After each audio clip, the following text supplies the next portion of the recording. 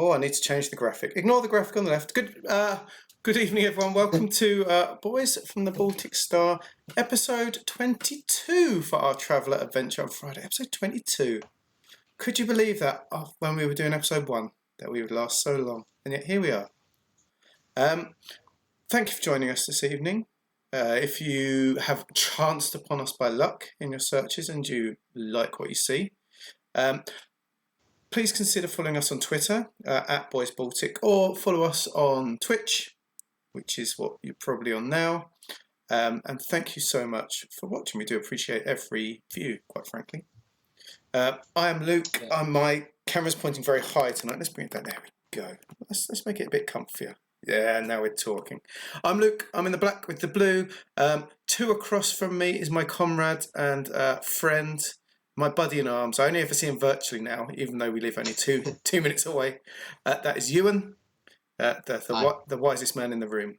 And in the middle, looking 20 years younger because of his barbershop shave, our nemesis and the evil mind behind it all, McGoblins himself. It's Ben, our referee. Good evening. Who will be introing us in a second. But as it is the Summer of Love, just a reminder, we have prize draws tonight. Tony Short and Ollie Chapman aren't in this at the minute. I'm going to delete that in a second. I forgot to. But if you look at our Imperial Credit Sun, you can click on that and you can drop 200 credits by clicking on that little ticket. I pointed at the screen. You can't see me pointing. And it will enter you into a prize draw. There's 2 tonight. Before the break, it's going to be another Greyhall Bass postcard, which I'll write in a thank you message on the back. That is the picture that we toast to. It's a special postcard. I doubt I'll make any more when they're done. There's only about 4 left in total in the whole world. So, whoa, very rare. And then after the break, something even rarer, which I'll leave Ben to explain after the break, as they're a very special thing.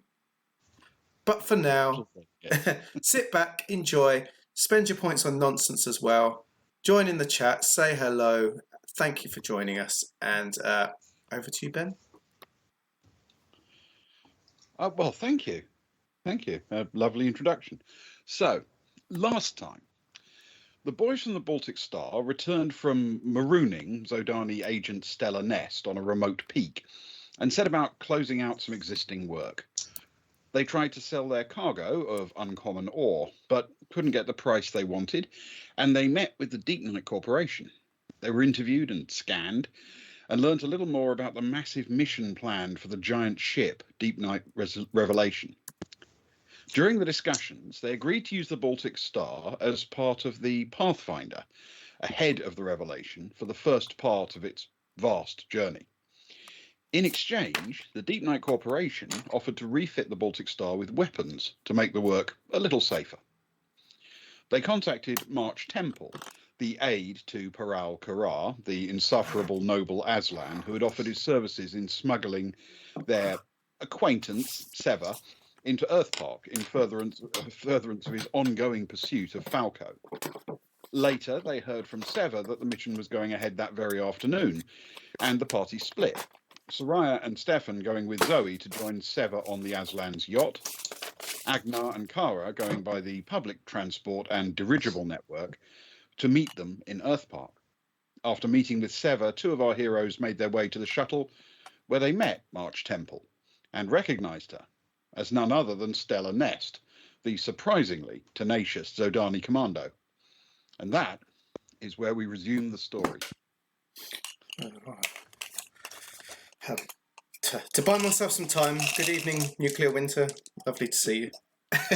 Shall we chat with Nuclear Winter for 20 minutes while we work out what we're going to do? Yeah. Yeah, it's always a good plan, I feel.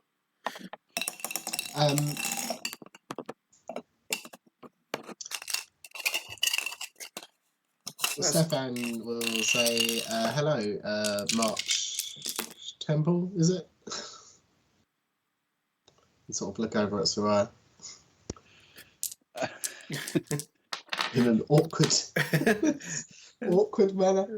The type that you do when you've just abandoned somebody on a cliff face, mountaintop, and then bumped into them. Oh, I know it. I know it well. On a noble ship, yeah. Awkward. That look. Oh dear, yeah. I can picture it. She nods and says, "Very nice to meet you for the first time." The pleasure is all ours. Is there anyone else inside? Is there anyone else around that we can, behind her in the ship, or? Not that you can see. Not from here. You're basically at the entrance hatch, and all you can see is her. Soraya tries to surreptitiously sort of pat one of her inside pockets where she's still got March Temple's little weapon thing, which she's kept on her, making sure that it's not doing some weird kind of back to owner, like some kind of Thor's hammer kind of thing. It's just not or glowing or anything like that. And she says, "It's lovely to see you. You look well." Thank you. I took a constitutional last night. Well, I'm glad you don't look any the worse for wear for it, and it's a pleasure to meet your acquaintance. She glances across the group and says, "I misplaced an item that's very personal to me, and I was wondering if any of you had seen it."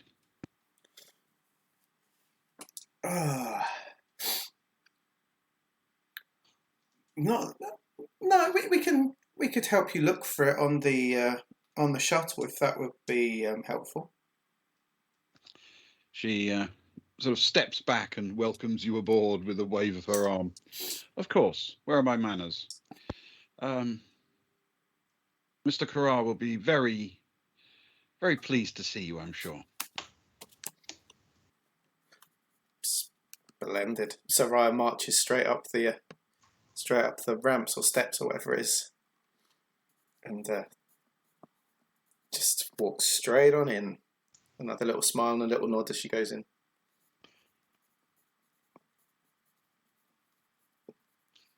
Stefan will follow up. Okay. Go through as well. Fair enough. Zoe will. She's got a bit of a scowl on her face, but she's following.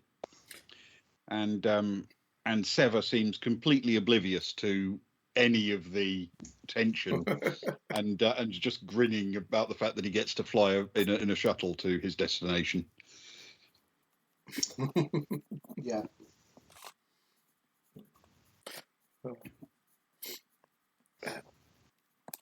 So I will say to Sever, so how about that?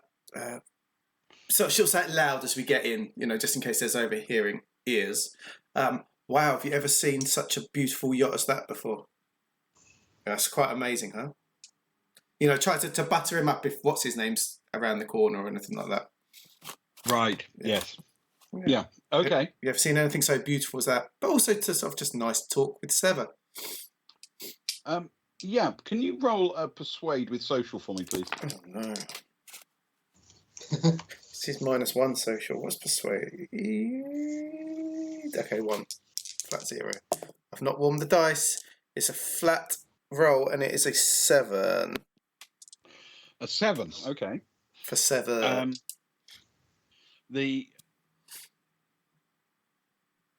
As he sort of wanders through, basically nodding enthusiastically along with what you're saying, you do indeed hear Paral Karar's booming voice come out saying, kind of you, kind of you. Now, buckle up. Is his voice coming from the cockpit? Yeah, front of the ship. The front of the ship. Yeah, the front of the ship. Of course. Stefan will take a look around and find a seat. He'll find any seat. Yeah, they're basically inside. It's a fairly, in terms of its facilities, it's a pretty standard shuttle. It is an unusual design because it's designed to fit onto the front of a larger vessel. This is just the in-atmosphere part of a larger, more luxurious craft, and it is therefore a bit stubbier and a bit wider than a traditional atmosphere type shuttle. However, that width gives it a little bit more legroom, a little bit more comfort, and even though it's perhaps marginally shorter, the arrangements mean that the entryway is through the rear of the shuttle rather than the side, between the engine mountings, and so it is a little bit more refined in its layout, slightly bigger, slightly heavier, but the seats themselves, though plush, are pretty much where you'd expect to find them. 2 ranks straight down the sides of the bulkheads and a sort of set in the middle facing forwards. So feel free to just help yourself to a seat. Oh, in which case it'd be ridiculous not to. So I will just jump straight into the one on the right hand side somewhere. Cool. Not too bothered. Zoe's going to wait until she sees where her compatriot is going before she picks a seat, and she watches as Temple moves towards the cockpit and goes through the little doorway that leads into it. So Zoe marches right to the front of the forward-facing seats and sits down in one that looks straight at that. Like she doesn't seem to want to take her eyes off the other Zodani. Yes. Stefan will go sort of, I guess, opposite, sort of. Okay. To the other side. And Sever will cheerfully sit down right at the back near the hatchway. The social bunch that we are. Yep. Sitting basically physically as far apart as 4 people can be in this space. Yeah. It's the way we roll. It's nice. We spend too much time in close proximity. It's nice to spread out a little bit and enjoy.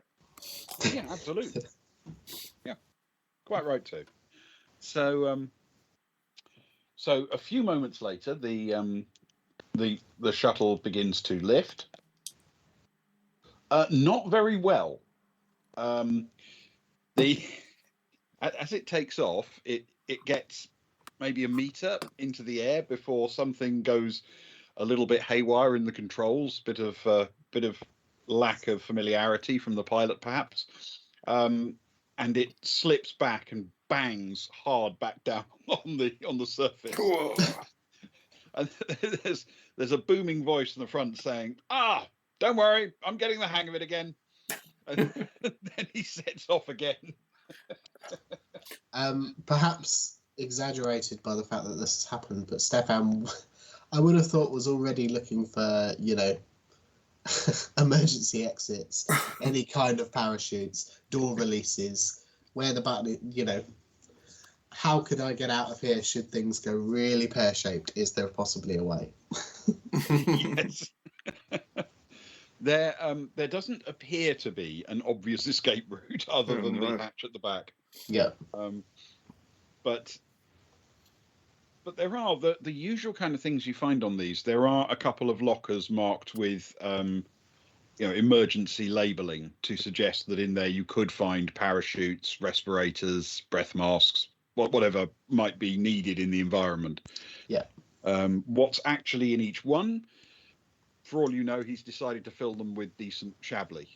Yes. Yeah. He'll clock them anyway, and clock if there is a release for the door in the passenger segment of the ship. Just keep a mental note of it. Okay. Yep. Fair enough. Are there any hatches or anything within Soraya's arms grabbing area? Like cupboards, lockers, anything like that? No, not in the main seating area. You'd have to go either back to the rear of the ship to the sort of lockers there by the engineering space. Yeah. Or there are some that form part of the partition between the cockpit and the main cabin. Okay. I don't feel confident enough in his flying skills to unbuckle myself at this moment in time. Okay. Coming from a pro pilot herself, Yes. Well, he lurches a bit as he turns towards Earth Park, and then as he begins to put on the speed, you can feel the craft sort of dangerously dip at quite high speed, and thankfully, by the time he passes ground level, he's already out over the edge of the peak. Had it not been, you'd have hit it hard. No. This is not a particularly skilled pilot, and for whatever reason, whether it's arrogance or a sense of absolute invulnerability, he's clearly insisting on flying it manually. Why do I feel that the Zidani would be about 30 times better at flying a little shuttle like this, if that's what was needed? Yeah.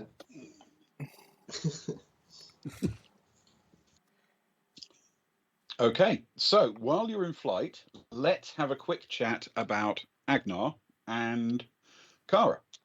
Mm. So they are, by this point, they've actually reached the Earth Park dirigible terminal on Elia, and are just awaiting the very next dirigible to take them to Earth Park.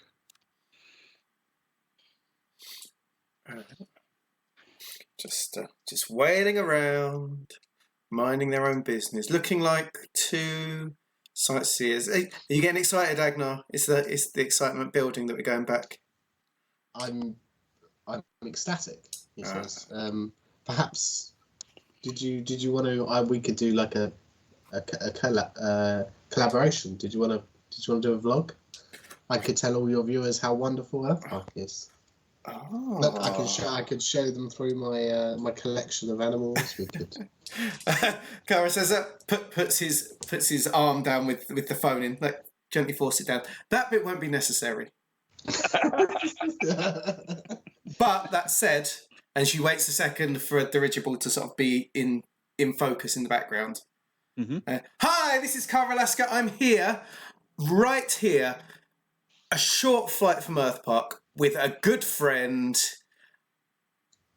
a good ally, my buddy, your pal and mine. It is Agnar Arnson. Hey, Agnar, how you doing? Agnar's fixing his sash, like he's pulled it out of his pocket and he's put on the Destroyer of Worlds sash. And sits back and finishes straightening up. I'm doing really well. How are you, Kara? I'm living the dream. I'm delighted to be back here. It's our second time at Earth Park. Are you excited? Are you thrilled? Are you going for a bit more mysterious barbecue? What are you planning to do? What's good? Good at Earth Park. The mysterious barbecue food is excellent and all you can eat, which suits a Varga such as myself.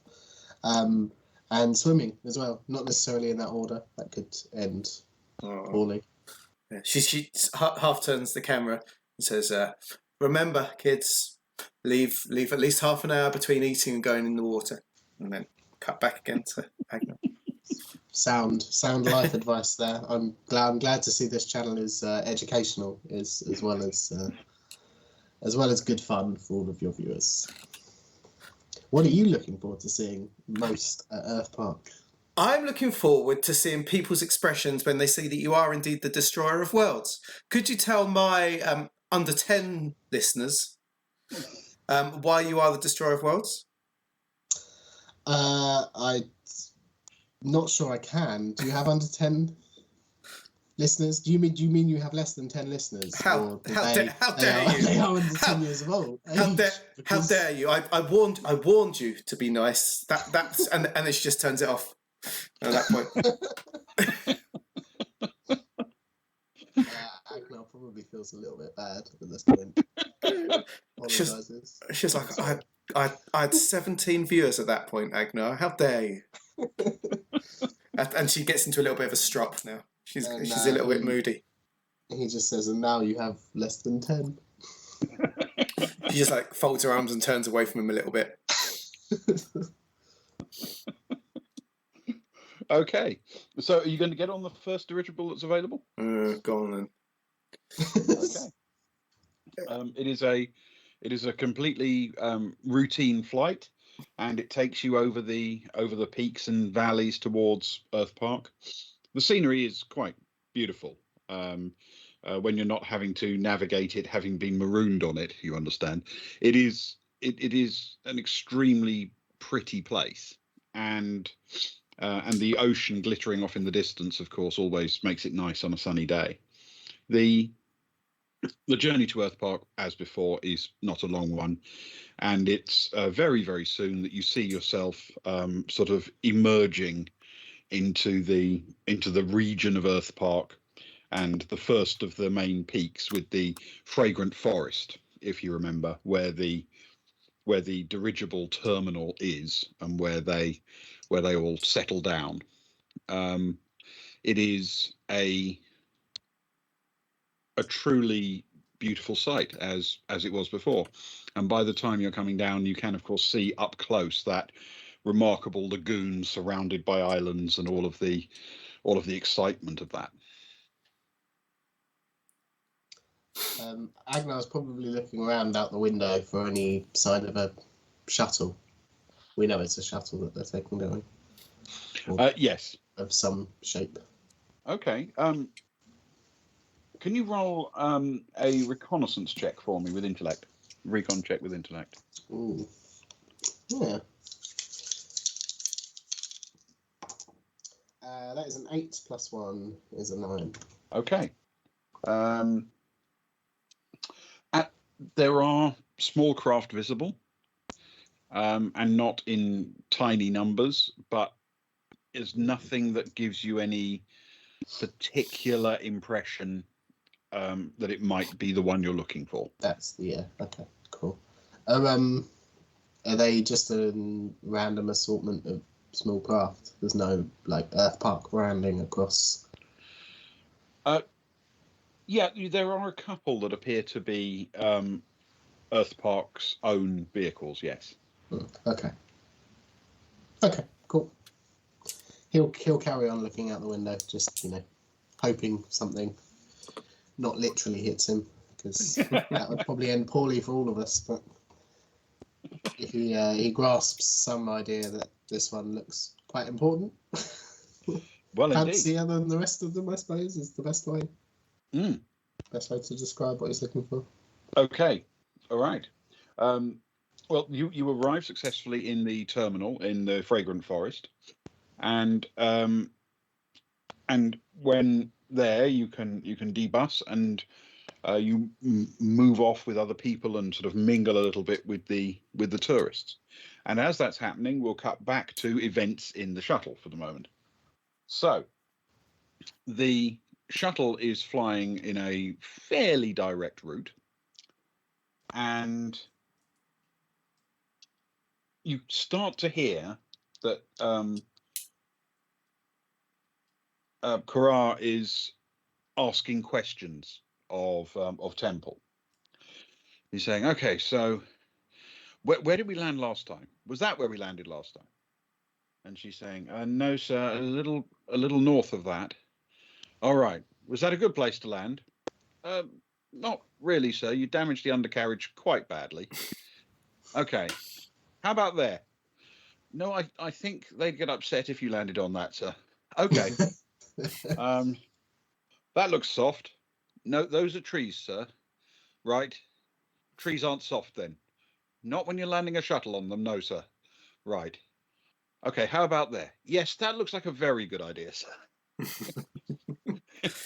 Stefan starts looking around on the floor for any holes in the undercarriage.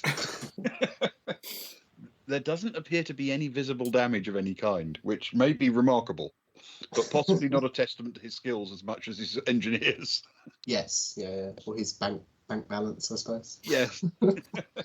So as the sort of they close in, there's a sudden lurch and a sort of jerk to the right, and then a bit of an acceleration, and then a bit more forward, and then quite calmly, you hear Temple say, "Don't worry about that, sir. That was just a practice run. You'll get it this time."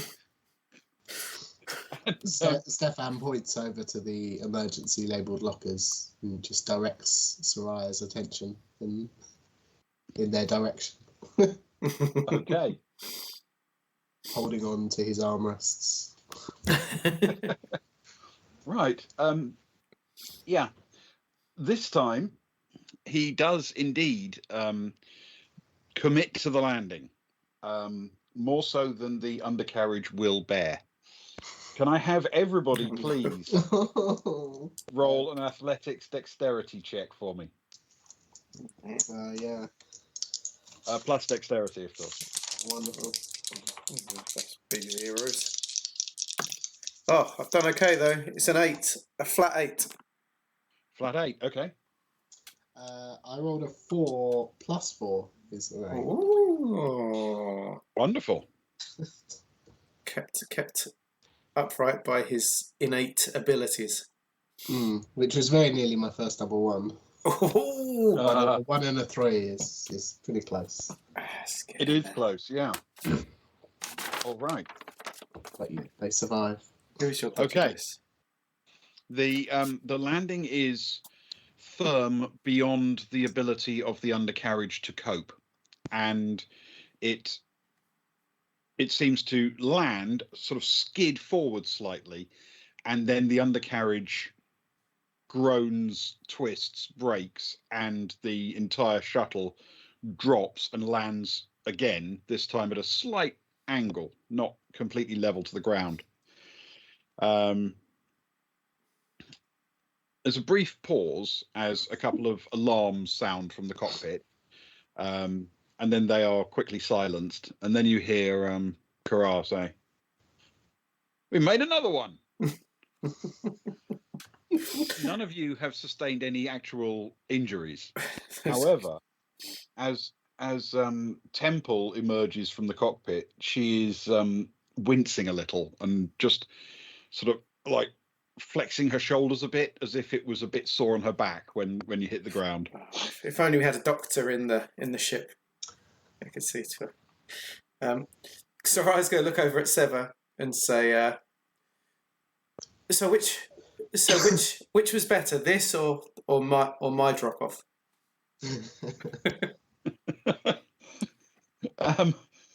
Seva sort of thinks about it for a few seconds and then says, "I think yours probably was better." I knew it. Vindication! From Seva. Yeah.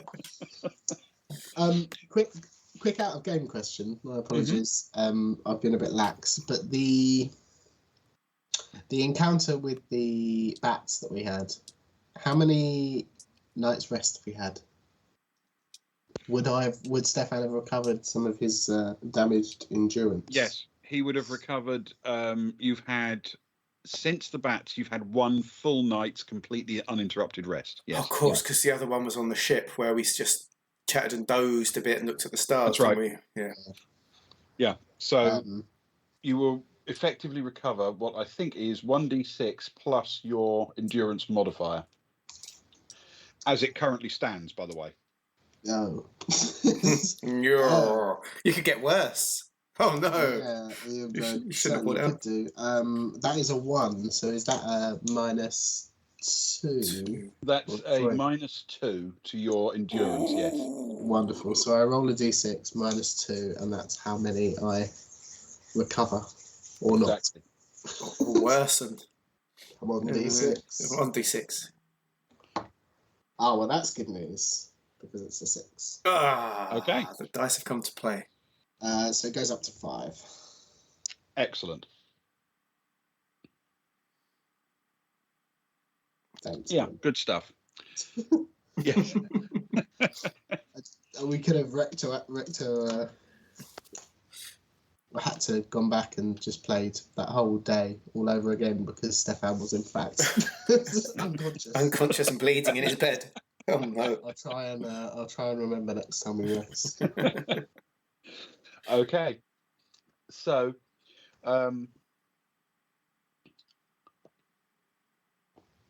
there's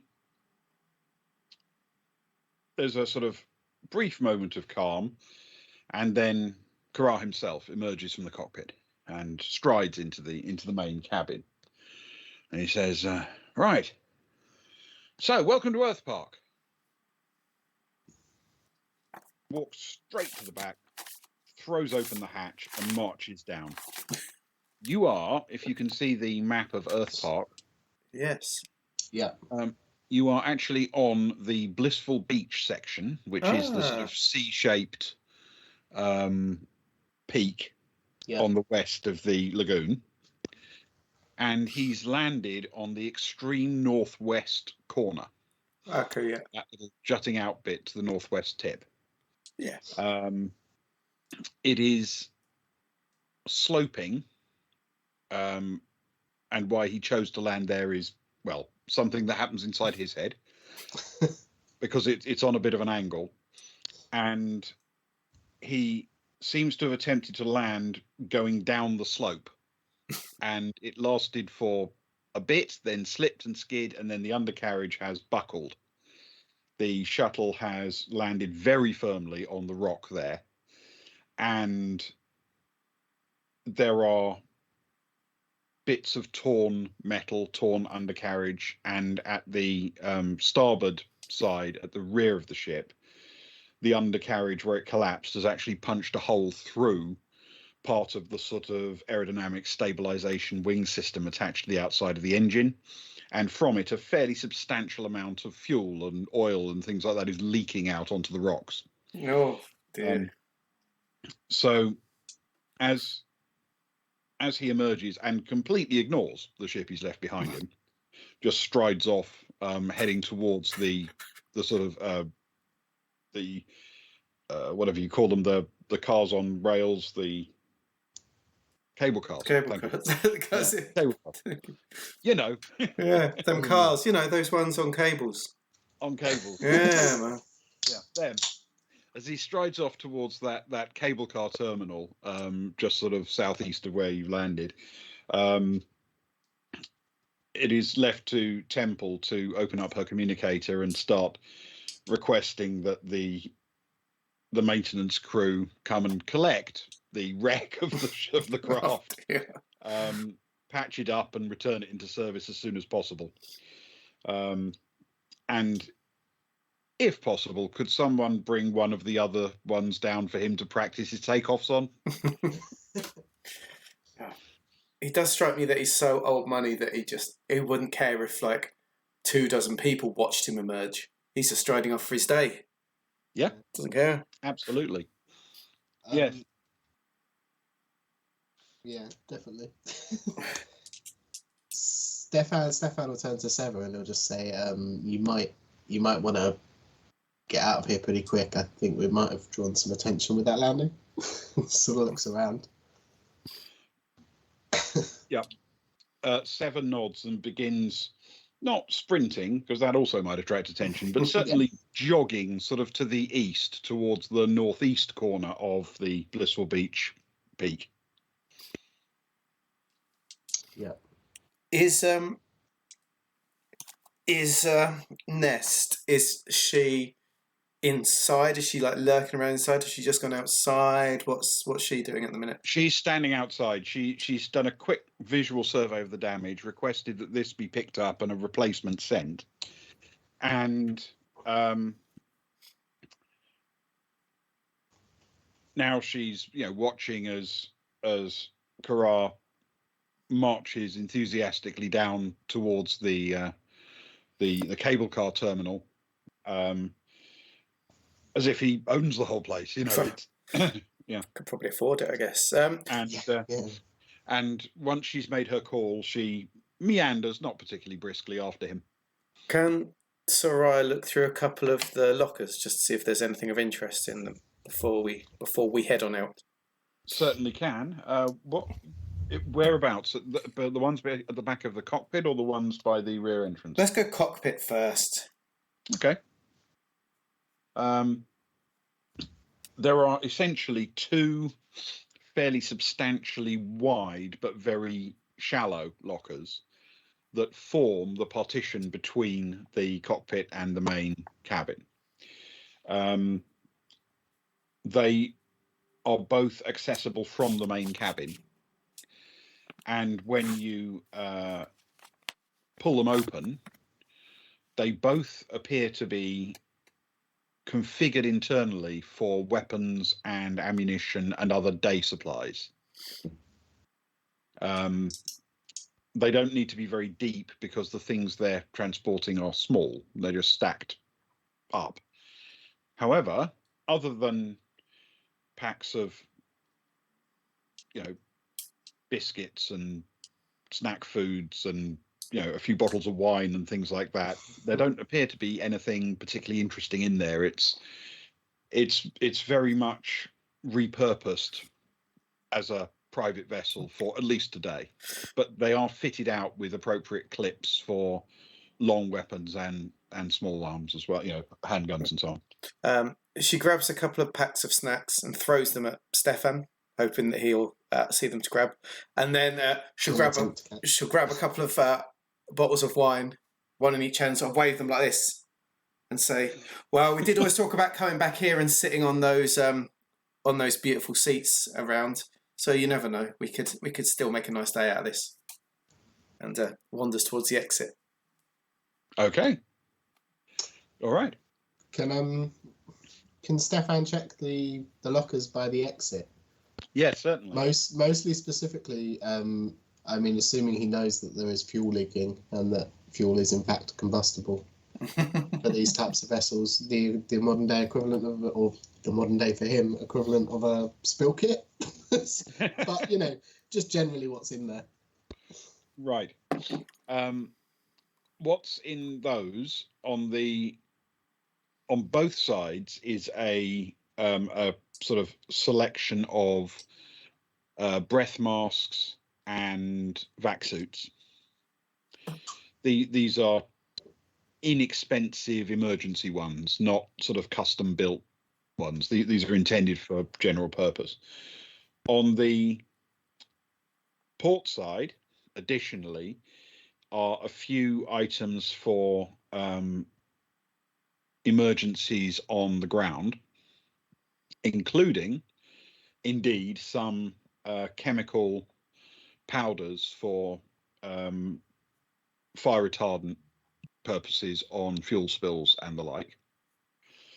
And in the starboard one, there are things more associated with things that might go wrong further afield. So emergency communications devices, flare guns, things like that. he'll grab the chemical powder kit and he'll sort of shout after Soraya, or look at her if she hasn't gone that far. Just say, "Do you want do you want a flare gun?" She's already. He catches her. She turns around and she's already sort of half opened the bottle of wine, the first bottle of wine. She's like, "Yeah, all right," and sort of puts one of the bottles under her armpit and the other one in her hand and holds out a hand for him to like do a low toss to her. He'll throw the flare gun. Is it in a box? Is it like a classic? It is. The way it's arranged is the flare gun is mounted in a sort of. Imagine it was injection molded, Well, and it's got like flashing around the edges, and that flashing makes it largely rectangular in shape, except where there are cutouts to give it a basic hand grip. But that flashing is also, it's got perforations in it so you can hang it on a hook or mount it on a screw or whatever you need to in order to fix it in place in a ship. But that flashing also has little sockets in it for half a dozen small cartridges that are actually stuck into it. So it's all one plastic unit. You can just pull a cartridge out and stick it in the weapon and then fire it. Wonderful. He'll just say, "Don't drop it. I can smell some leaking fuel," and he'll throw it over to her. She'll grab it and then she'll sort of shove it down the front of her suit, I guess, inside, carefully holding the wine. So it's sort of with one hand, gets it in, manages to get it back, and then sort of relaxes a bit, and then goes back to opening her wine as she wanders down the ramp. Okay. All right. And as Stefan exits, he'll just be throwing chemical powder around anywhere that he thinks there's a bit of liquid on the floor. Yes, I mean this I think speaks well to the nature of the Boys from the Baltic Star. You were given a fuel spill, a flare gun, and some fire retardant, and I feel you made the right combination choice. If you want to be a goody two shoes about it, Stefan. Mostly. I mean, anything could set this off. There's families and children around. Indeed. He's so thoughtful today. Yes. Excellent. So, yes, pouring out the flame retardant powder on the fuel, it immediately soaks into what is not a very big fuel spill. It's a drip, not a gush, but it's, I'm sure, appreciated by those who are going to have to come in and land a ship. And by the time you've finished, it is attracting a certain amount of attention. A couple of tourists are taking photographs and hollows of the crashed craft, and there are sort of wandering into view, not exactly sprinting, but certainly jogging, a couple of uniformed security people.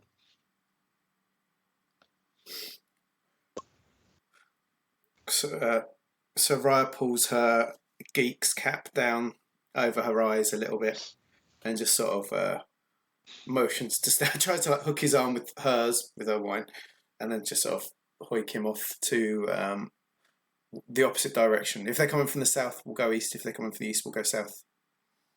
Okay. Yeah. Stefan's trying to do his goody two shoe stuff. Like, come on, let's go. They are essentially coming from the south, from quite close to the cable car terminal. Yeah. So she'll hoik him and try and sort of casually as possible move away to the east. Okay. Try and blend in. Just spirit away. Okay. Stefan will specifically try and not directly face any of the tourists taking photos at this moment, I suppose, if it's avoidable. Yeah, make a stealth dexterity check. Well, right.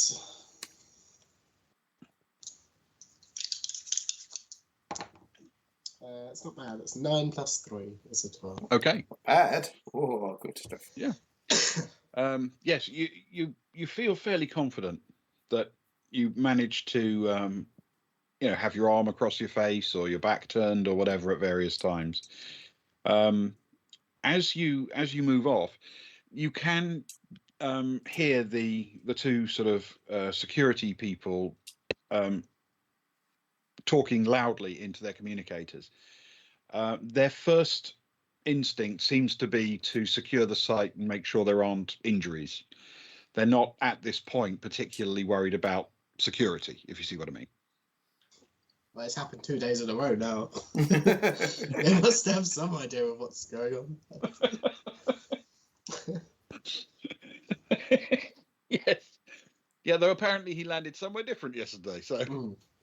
That's true. That is true, yes. Yes. Okay. Because of the route you're taking, you can actually see Sever in front of you. He's heading in that direction as well, following roughly the line of the cable car to the east. And where you see the northeast tip, where he's heading for, behind the beach there is a fairly substantial piece of exposed peak. But the way it was cut and leveled, it isn't in fact level at all. It's been cut into quite a not by any means regular, but quite a clearly designed set of steps and ledges, like a big, very shallow, broad staircase moving away from the beach. And cut between them is a sort of little channel, or several channels actually, carrying water that bubbles up into a pool near the top and then runs down through little channels, sort of breaking it into a slightly more cool and subdivided terrace for people to stretch out on. And indeed, the weather is nice. There are some people stretched out on this terrace, taking advantage of the sunshine and dipping their toes in the running water and their fingers and splashing each other and chatting.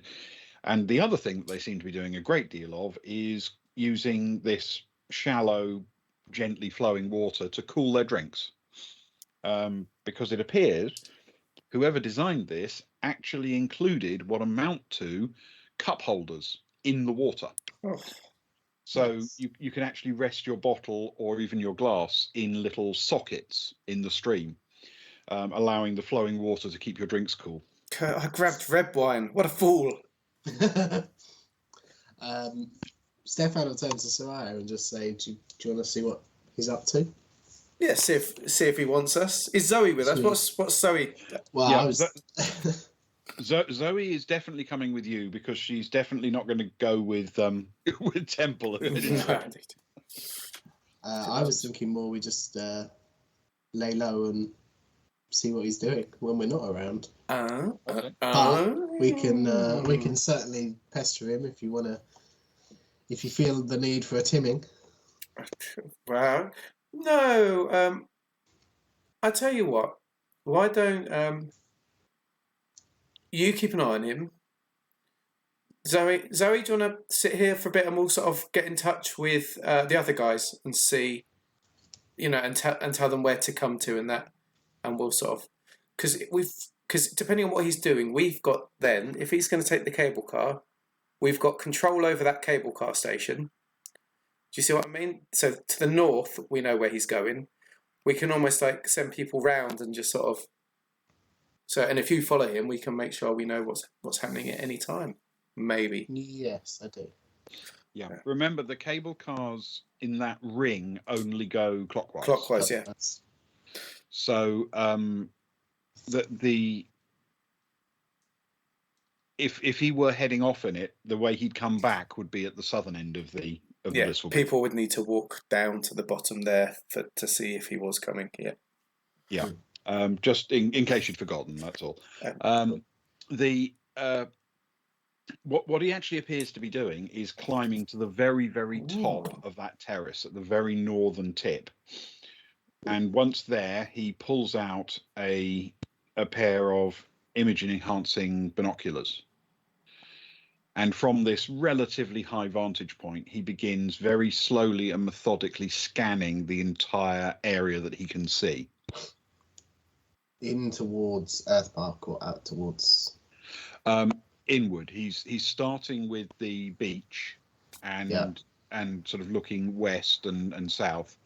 And he is, I mean, he looks almost like a statue standing there still. But if you watch him for a few seconds, you can see that he's very slowly moving the binoculars up and down to cover different ranges and slightly scanning more and more left to sort of see all the people on the beach and on the surround of the beach, and then eventually bring it round to the other 3 peaks to the east. That makes sense. How far away is Stefan from him at this point? You're talking probably 100 meters, I would think.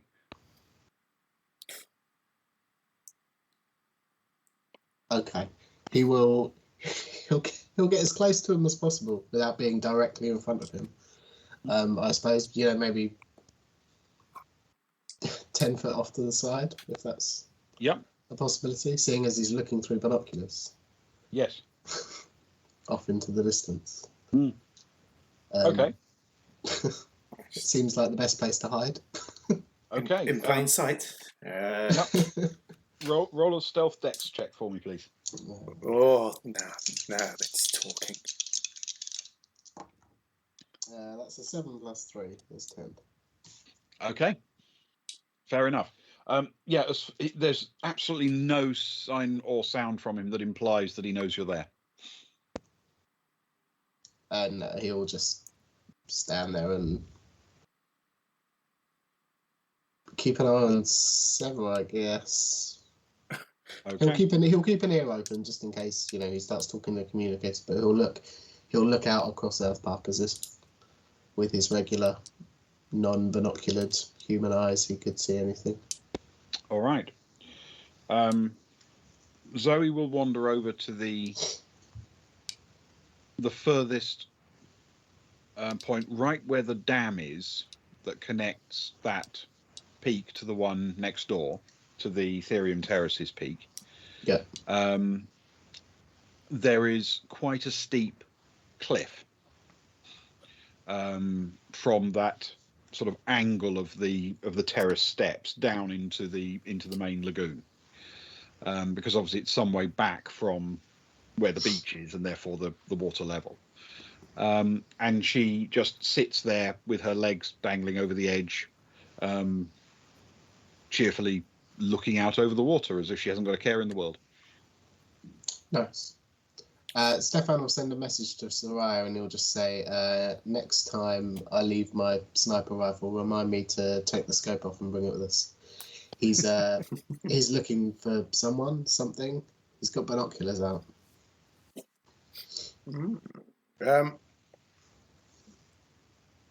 Soraya's actually got Soraya's actually got binoculars.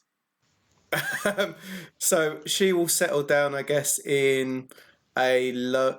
If at the low place, will she still get a relatively decent view over the beach? Not as great, but she's not as sneaky. I don't want to move around too much. You can from the sort of back of the beach, rather than up on the terraces. Water level being what it is in the real universe, you'll be able to see pretty much the entirety of the beach. But at that level, you'll have a very, very shallow angle on things behind the beaches or on the raised peak areas of the other peaks. Okay. Well, she'll shuffle up a couple of ledges, but nowhere near that 100 meters. Maybe she'll go like 20 meters or something, and then she will. Her plan is to settle in to a westernmost little seating area. Take a glug from a bottle of wine, and then start scanning through her binoculars. Sort of settle in a bit, settle in. The unopened bottle goes down next to her. The open bottle's in one hand, binoculars in the other. They're tech level 12, so they're pretty decent. And she'll just start scanning. And she'll say, and then she'll sort of, on communication, she'll tell Stefan, if you see him taking particular interest in a particular place, like guide me. Okay. And with everybody doing something, let's cut back to the arrival of a dirigible at the dirigible station on the Fragrant Forest Peak. And there it disgorges two tourists who have no nefarious things in mind whatsoever. Agnar and Kara. So on the map, they've effectively just arrived at that little black square on the northeast of the Fragrant Forest.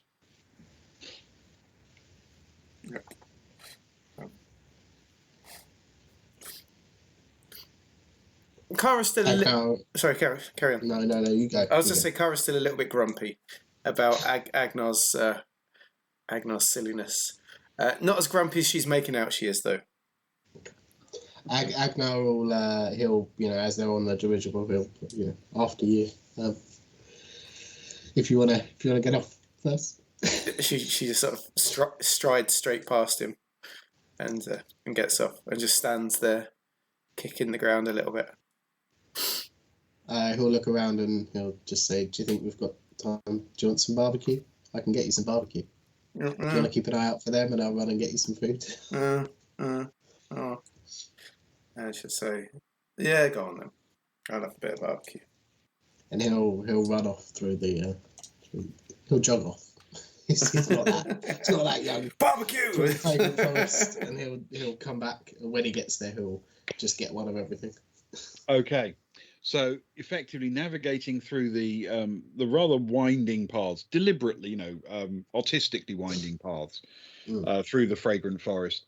Everything, you've been here before, but equally it's well signposted. This is not intended to be somewhere that people get lost. So it doesn't take that many minutes to make your way to the northern peak, or northern part of the Fragrant Forest Peak, where the forest ends and you open out into that barbecue and picnic area on the edge of the forest. And out there where the breeze is nice and fresh on the edge of the peak, you manage to, without any difficulty at all, get yourself a big armful of barbecue to take back. A lot of other people seem to be having the same idea. Nice.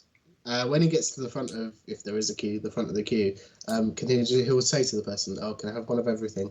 And I've dug myself into a little bit of a hole with my friend. Have you got any sort of special barbecue apology meat platter that you could put together for me? And he sort of waves his cashless card as if he'd tip generously for, something above and beyond.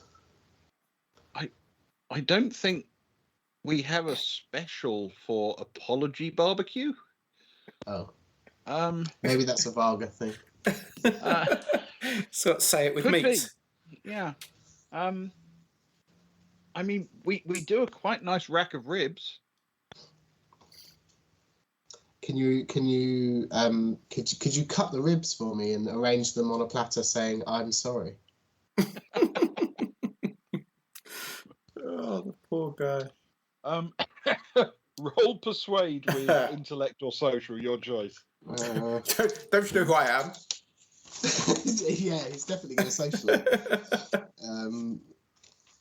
How's his persuade though? It's not a good one. It's -1 overall. He did roll a 9 though. A 9. Okay. -1 is 8. -1 is 8. All right. So, get me my apology platter. The person looks a bit confused and begins to shake his head, and then he sort of thinks,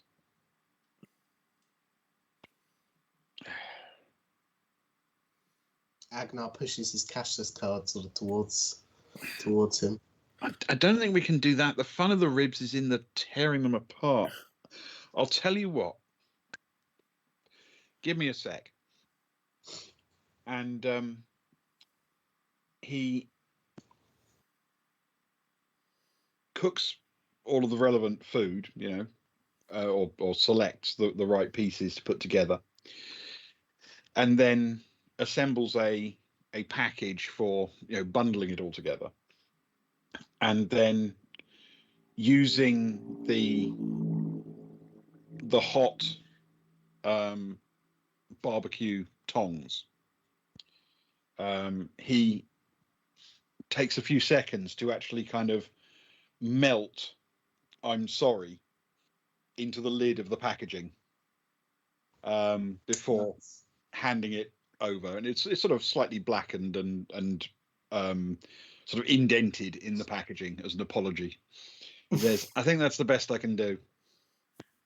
Agnar's grinning at this point. That's amazing. Thank you so much for your help. Can I tip you? And he offers up a tip.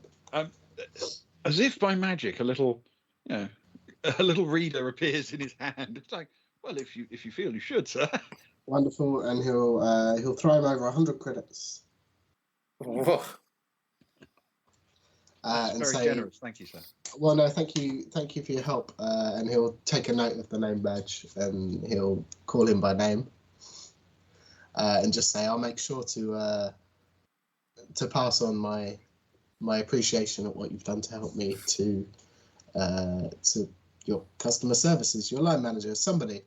Thank you." And he runs off with a big grin on his face. The irony being his name is actually Tim. the first actual one. No, I'm afraid his name is not Tim. Sadly. No, it's Jebediah. No, Jebediah. Jebediah Crangleduck. Ah, Jebediah Crangleduck. Of course. Of the famous Crangleducks. Naturally. Very good. Well, not as Agnar's Tim! running, he'll... Not Tim! Tim! Not Tim! Oh, Tim Crangleduck. Tim! Tim. It's an Agnar Tim tonight.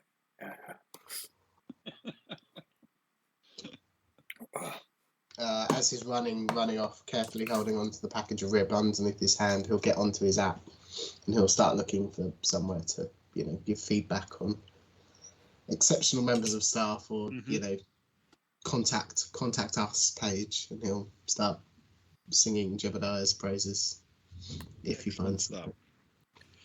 Yes. Is he actually going to sing them, the praises, in a little song? He might come up with a song, a little ditty. Or at least type the words for a song and just put at the end how amazing Jebediah is. Excellent. Well, yes, I'm sure that will be much appreciated when it comes time for him to be rehired in his contract or whatever. Superb. Okay. So you return with barbecue?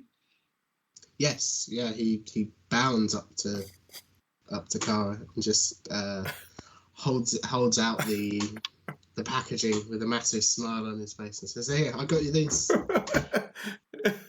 Destroyer of worlds, obviously.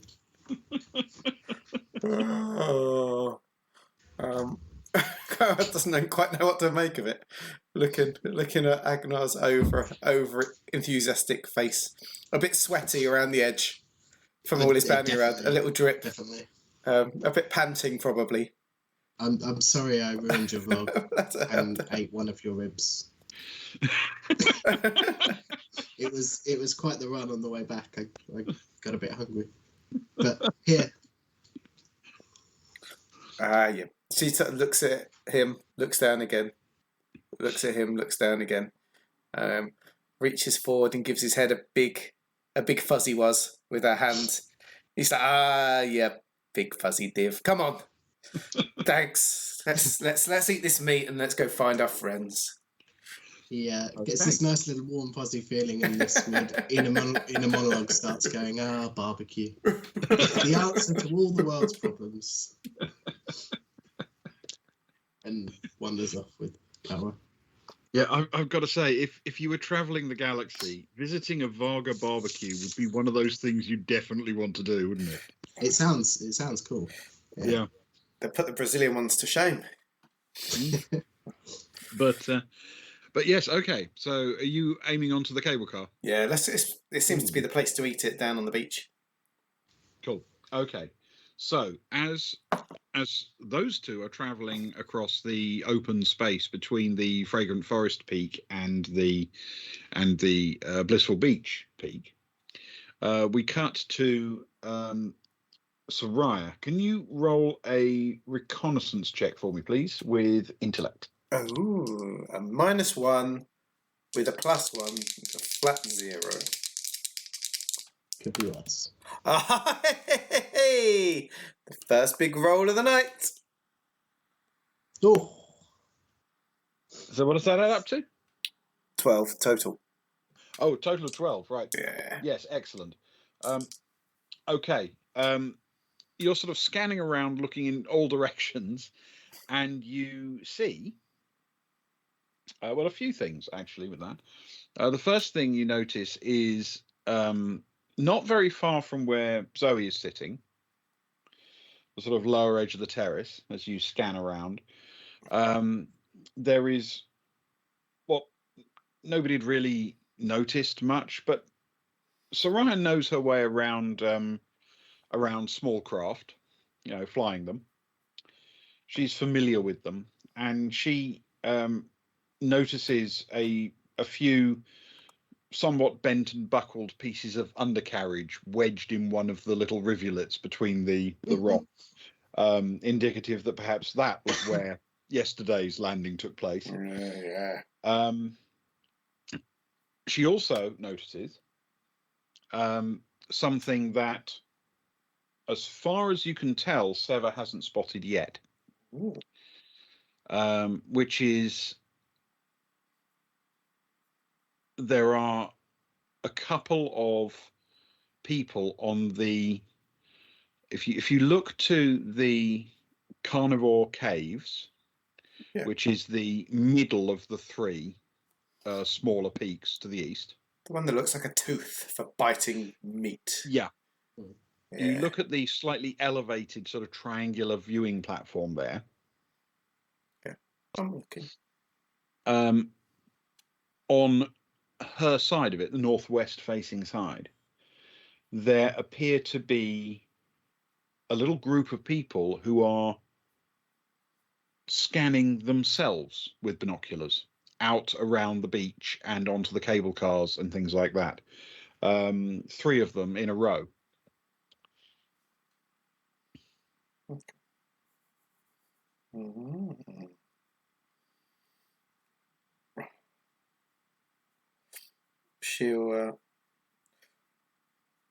She'll message that back to Stefan, what she's found, but she'll also message it through to Zoe, because Zoe's a very aware kind of character.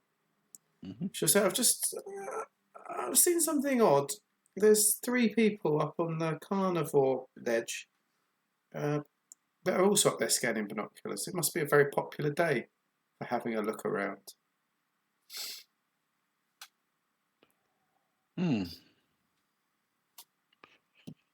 Zoe sort of shades her eyes a bit and looks up and squints over there, and she says, "Yeah, I got you. I don't have your lenses, so I can't make out any details, but I see what you're talking about." Soraya eases herself up, grabs the bottle, the full bottle and the 2/3 full bottle and the binoculars, carefully sort of makes her way across as best as possible towards Zoe, casually as possible, to try and hand her the binoculars when she gets there. That's the plan. Okay. All right. Yeah, can you roll a stealth with Dex for me, please? I will. That's a flat 0. That should be okay though. Well, it depends. It's an 8. 6 and 2. My second 6 and 2. 8. Okay. All right. Zoe takes the binoculars and peers through, and she says, "Well, could be anything, couldn't it? But if I were Sever, I think that's where I'd start looking for his mate."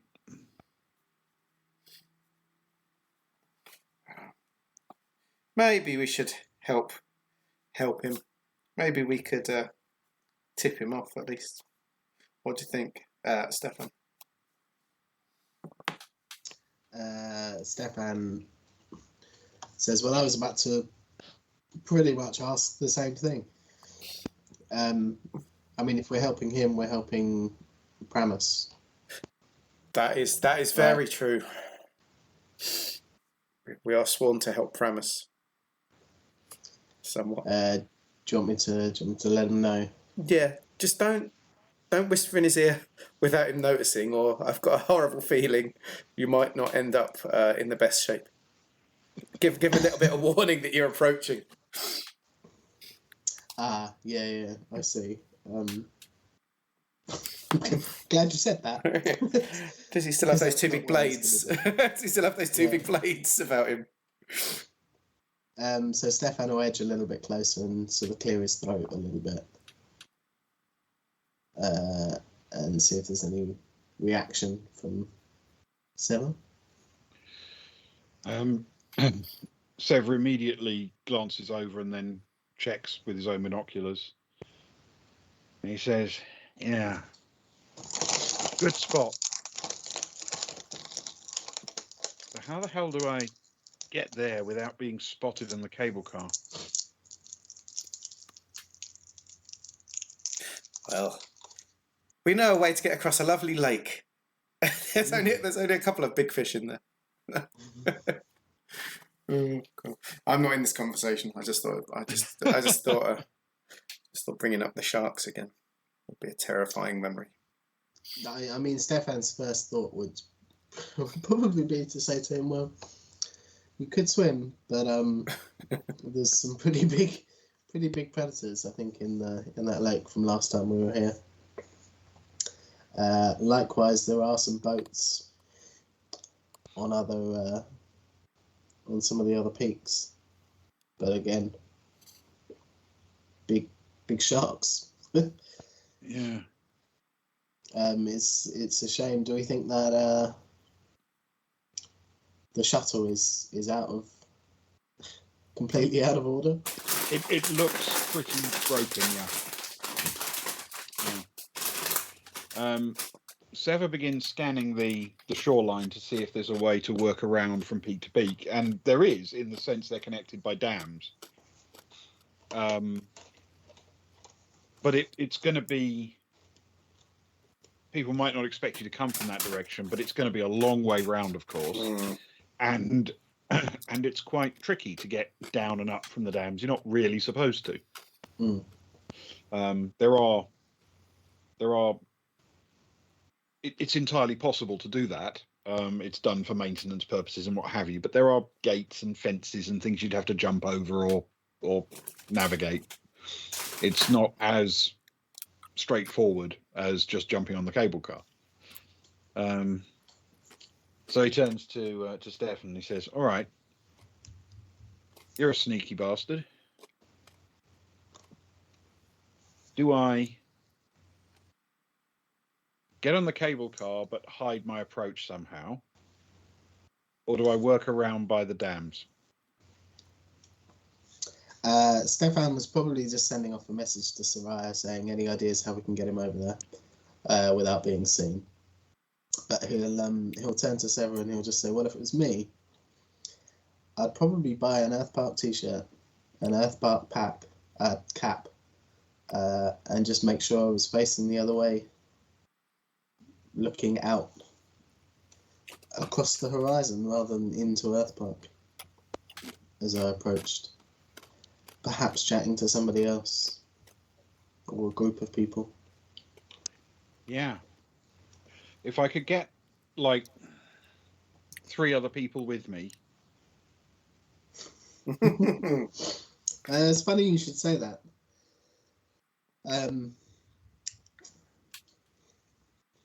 He'll message down to Soraya and just say, "Well, let's make our way to the round the back of the first cable car stop. There are some solid structures there, aren't there? So we'll be out of view." And if you remember, there's a sort of cafe and gift shop at the base of each of them. Yeah, perfect. So he'll send a message to Soraya and just say, "Do you want to meet us by the gift shop for the cable car?" Okay. Yes. Yes, I will. I'll bring Zoe if she wants to come. I'm not the boss of her, but Zoe will happily come along. I mean, she hasn't got an Earth Park T-shirt, of course, so this is an opportunity for her to get one. It's true. Why stop at a T-shirt? There might be a hoodie or something. Yeah. Yes, there might be, or even a sort of shoulder bag. You never know. Is there a bum bag? I want a bum bag. Some lanyards, a bum bag. Bit of everything. Yes. One of the things you notice when you get to the gift shop is that, as you can imagine, with a place like this, they're constantly adding new items to sort of sell to the next people coming in, but especially people coming back. They always want something new to offer them. Of course. And this time, unlike the last time you visited, they're selling T-shirts with "I survived the Megalodon at Earth Park." Ah, well, it feels only Get right. one of those for everyone. Only those that survived the Megalodon. Sarah's going to make if we grab a T-shirt, Sarah's going to grab her one, Cara one, and make a big point of not getting Sever that one.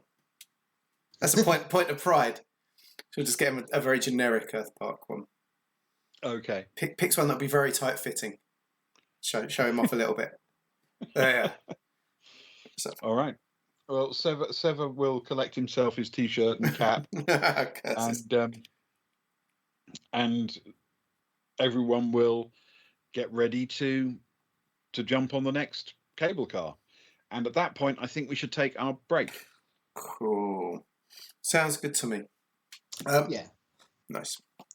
So I will ping over to the intro. We'll do 5 minutes. There'll be some adverts in a bit once I've done my toilet break, and then we'll come back to Ben. You can introduce your prize for the second half. It's very exciting, and we will start. Okay. And we will start back in the adventure in 5 minutes' time with the toast as well, of course. All right. Okay. Back in 5. Bink.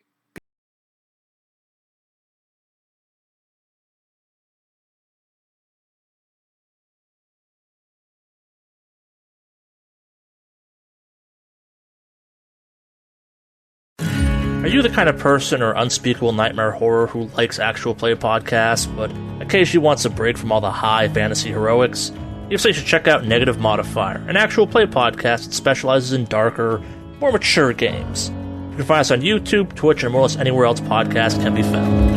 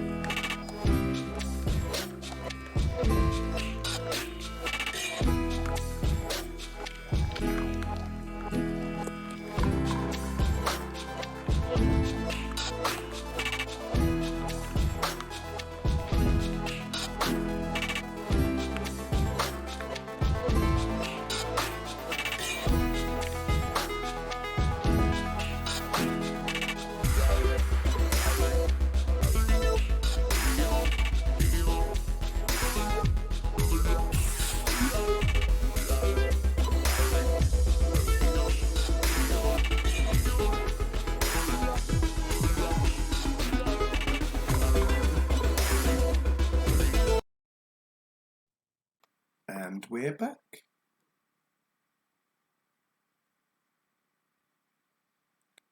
Ewan. It is once again that time in the evening where we remember our fallen comrade, Grey Hill Bast, a great man, a great barman, and a great fan of barbecue as well, as it turns out. I remember fondly when we first boarded the Baltic Star in orbit, attached to a space station. The first thing he did when we got on board was to light up the barbecue, in fact, in the ship's bar, and provide food for all of us. We knew then that the stakes were high. Oh, God.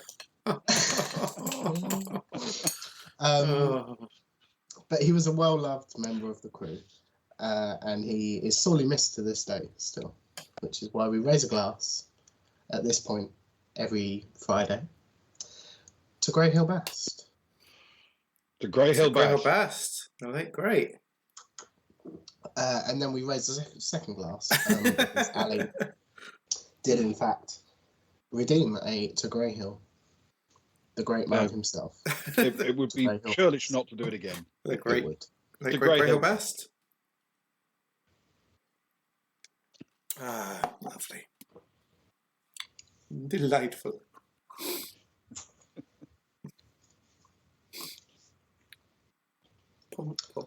Let's bring things back.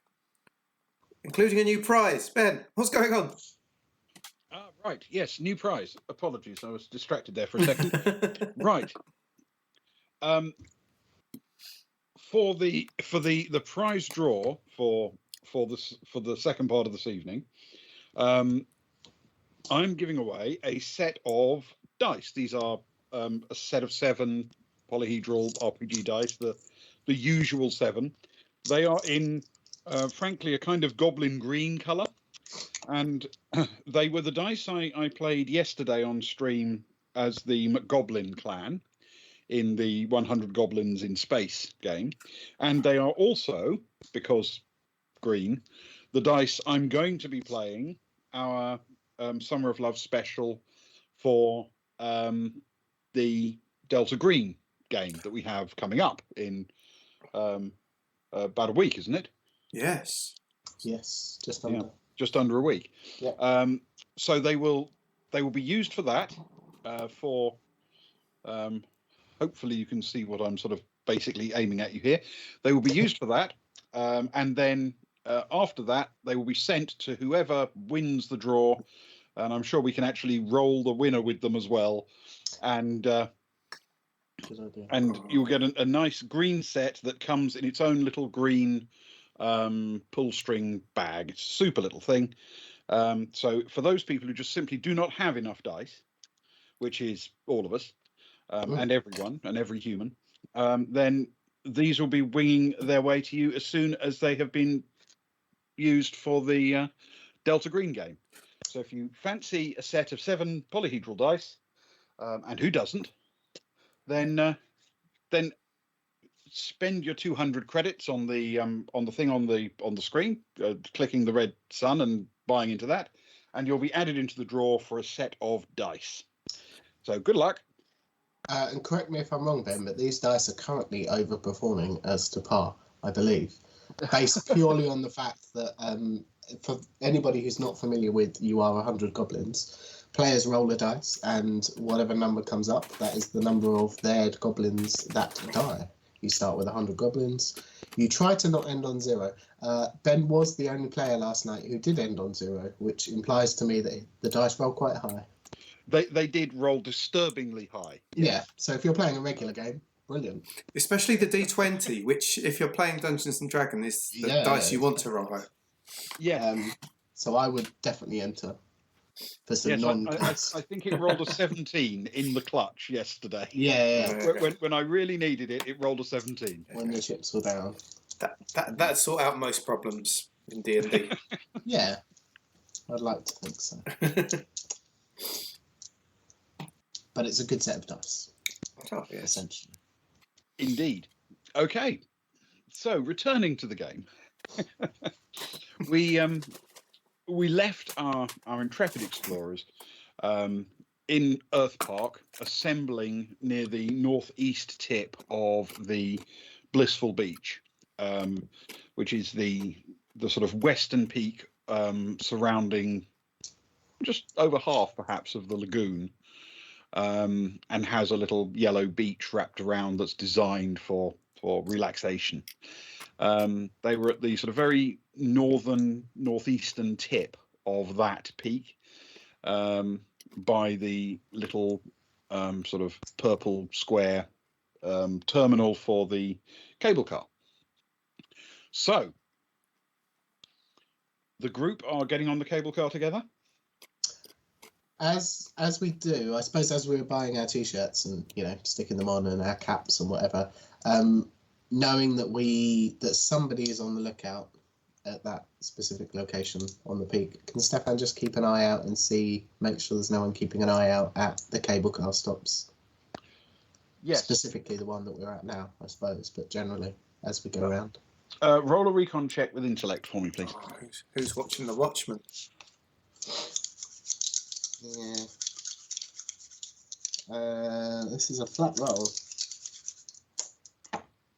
That's a 5. Okay.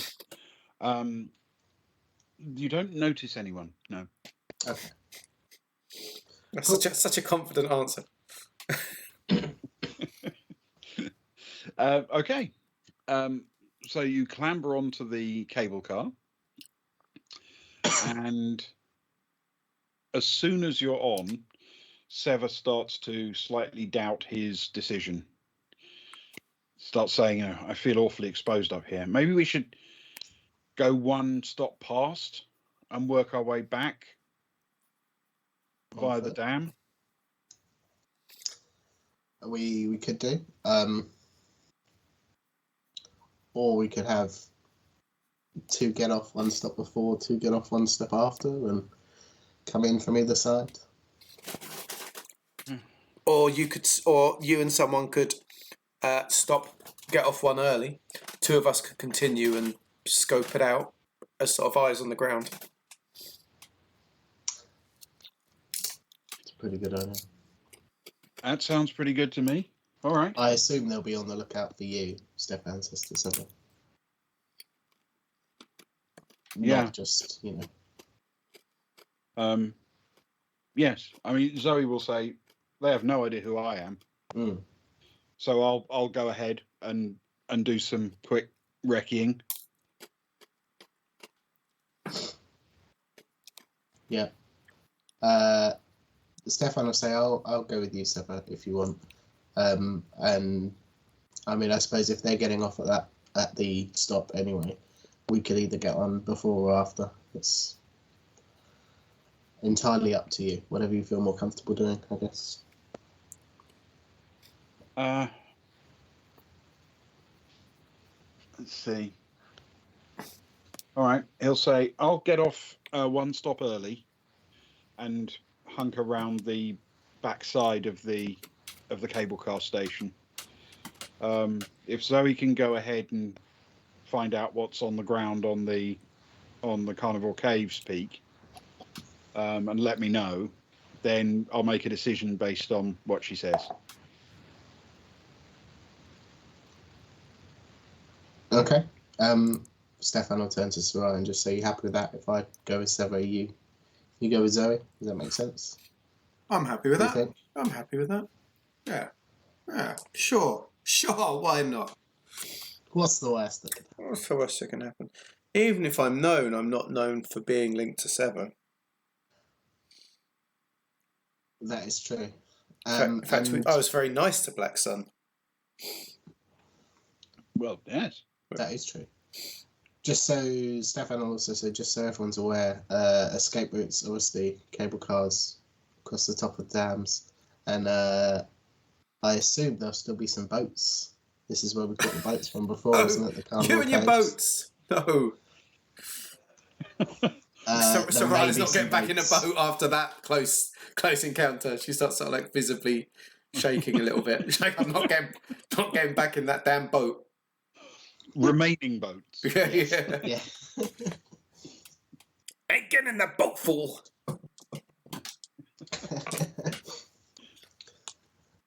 Okay. Yeah, sounds like a plan. All right. Okay. So when the cable car reaches the southern of the two stops on the Therium terraces,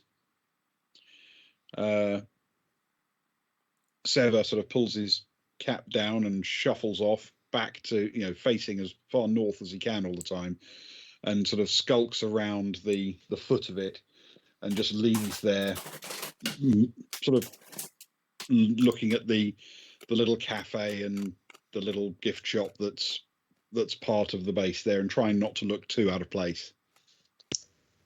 Can Stefan will exit off, not obviously with him, but he'll wander around again to the north, keeping his back to anybody on the carnival peak, and he'll be doing his best Agnar impression, like trying to collect things on the app, whatever other tourists are doing in the general vicinity.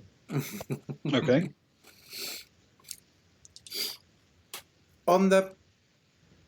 I guess as they continue on the cable car over to the actual peak, Soraya will be messaging Kara to find out where they are. They'll be getting to the beach, won't they? This is part of. I need to know where they are, basically. Okay, that's good. Just check. Hey, Kara, I can't believe that's the first time we thought to. Yeah, message. Well, let's enjoy a nice day off. Hey, Kara, how are you doing? Kara answers with a mouthful of ribs. Hey, Sparrow, you're just in time for Kara with a mouthful of ribs. I'm on the beach with Agnar. He bought me forgiveness ribs.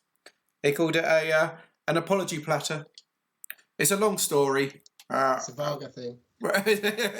It gets butted in over the edge. Yeah. We're at the beach, okay?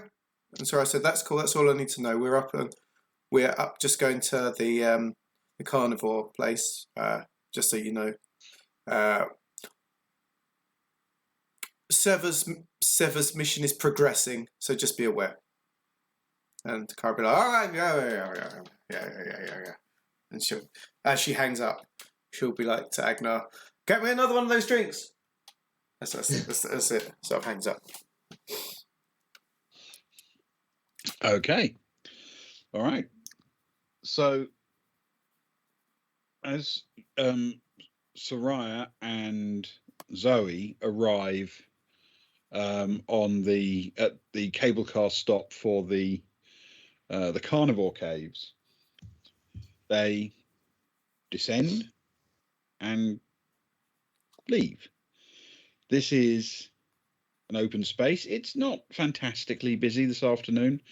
The majority of the people at Earth Park today seem to be enjoying the beach because it's so sunny, but there are a fair few taking a trip around to look at the exotic animals that are visible here.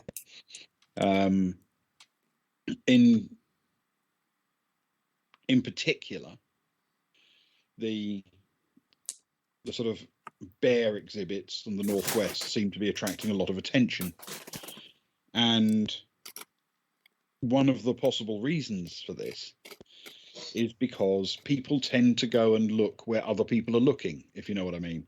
Like McGoblins. Like McGoblins. McGoblins are definitely followers, and for that reason, the fact that there are a few people lined up with binoculars looking out northwest from this little triangular raised area seems to be attracting a lot of other people who are coming along to look into the pens for the bears, the cave bears and the Arctotherium.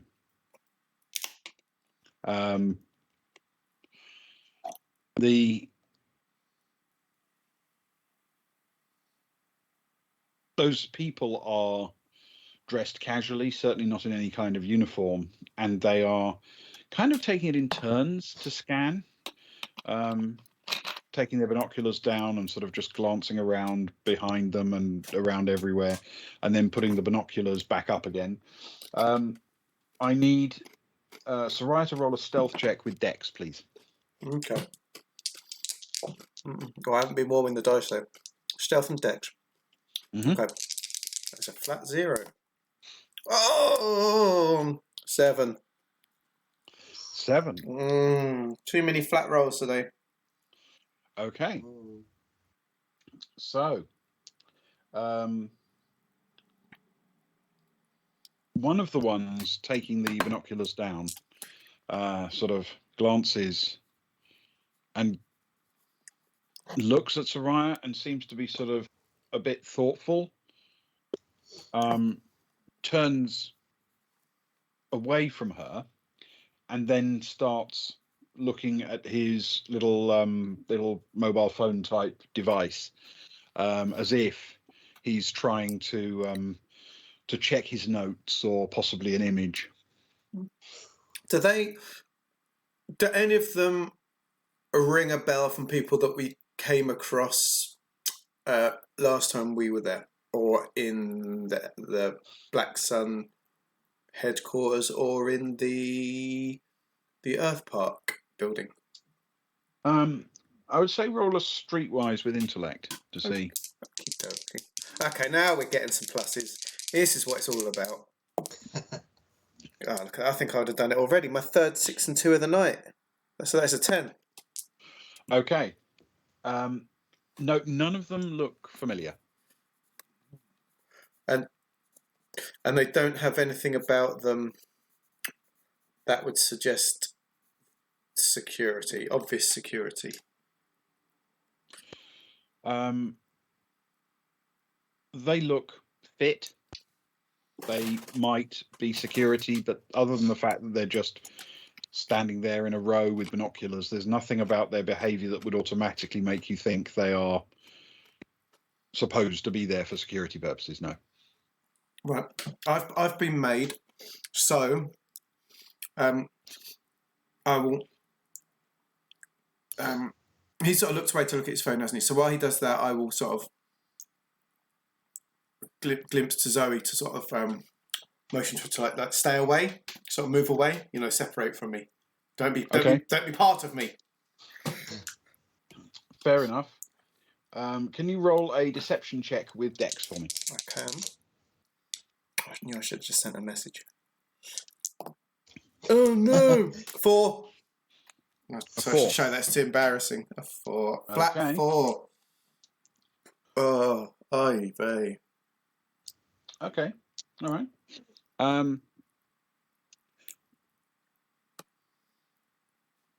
Zoe, obviously reasonably experienced at these kind of things, barely even notices you're there as she wanders off towards the eastern side of the triangle, and then veers north up to the sort of northeastern point of it, and casually seems to glance down to see if she can see into the water or anything, and presumably from there she can see the three people lined up in a row.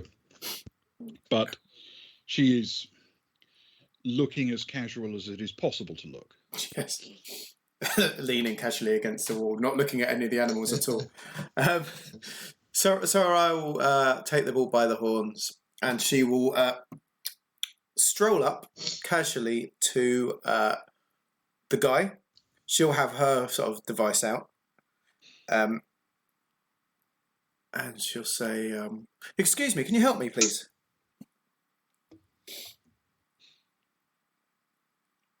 Wow. Okay. He sort of looks up and says, "What?" He says, "You've got binoculars, right? I saw they look pretty cool. My friends have just messaged to say they've just got to the beach, and so I was going to look to meet them, but I don't want to go to the wrong place. Could you?" And she sort of shows just sort of standard pictures of them, like you've taken on the ship. Here's Kara being silly, like this is Kara, this is my friend, because he'll have the pictures anyway probably. So this is my friend. They said they've just got off the cable car. Can you? Are they there for me, please? I basically want them to know that there's other people in the crew that are on the beach, basically. Not hiding anything, Okay. We're here. They know why.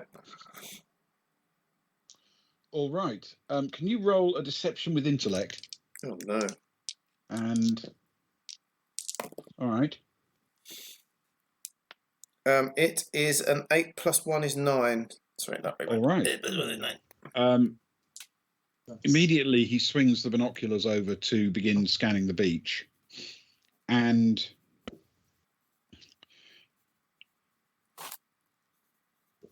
as he does so, he says, "So you're looking for your friends, Kara, and who?" We shall say there's a big fuzzy one next to her. His name's Agnar. Our other friend is proper sick today, so I ain't seen him. But those two should be there. Okay. He seems to say very loudly, "So I'm looking for Kara and Agnar on the beach." Yes, please. Okay. And almost as if they've been commanded to do so, the other two begin scanning the beach as well, to see if they can spot them. And you guys are really helpful. Thank you.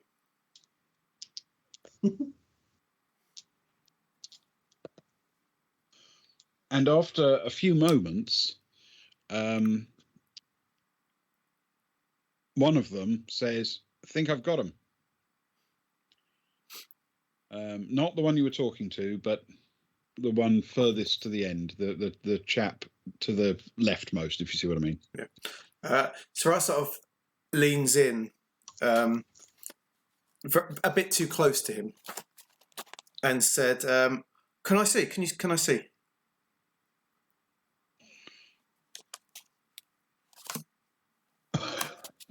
Roll persuade with intellect for me.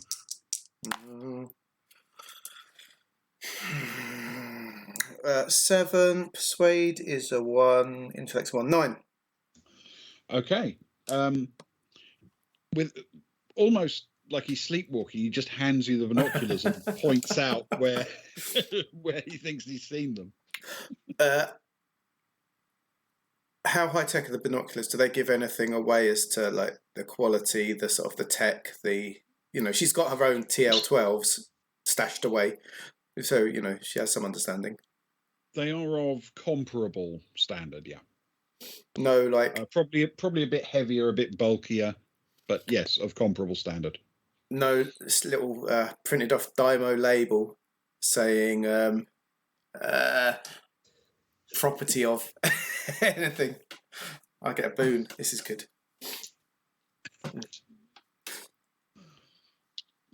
She'll say, "Cool." So nothing that gives them away. Nothing. They're just decent level binoculars. I'm tempted to say.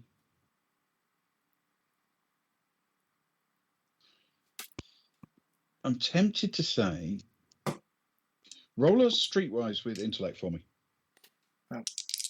Intellect. Set intellect with streetwise. Mm-hmm. Oh, I was going to do that. That's good. I should be okay. 11 plus 2 is 13. 13? Yes, please. Is that with your boon? I did. Oh, a boon as well. Well, there we go. Plus 6. There we go. 14. Okay. Thank you, Sparrow. Look, see, we're living the dream now. I'm just playing the idiot. There's potentially method to my madness. You and sweating, but it's okay. Sparrow's always there with a. I know. Look at me. Boon. Big boon. A big boon. You are able to note, as you pick it up, that they have been clearly issued by some organisation that puts serial number stickers, internal ones, on things, and without sort of having to focus on it too much, you do catch that they've been separately serial numbered, not just the manufacturer's serial number, but the organisation that bought them has stuck serial numbers on them as well. You can't tell what that organisation is, but clearly these have been issued rather than purchased in a shop. Cool. Soraya will sort of make a show of looking through the binoculars before looking down to the beach and say, "Oh, these are nice. These are nice binoculars, man. This is these look like some decent quality stuff." And she sort of half plays like, "Hang on, are you more than just sightseers?" Sort of that sort of playful, you've just realised that, "Oh, hang on a second, you're having us on." Today we're just looking around. Oh. Is there anything particular? Maybe I can help you look around for things. I've got quite a good eye. Got two very beautiful eyes.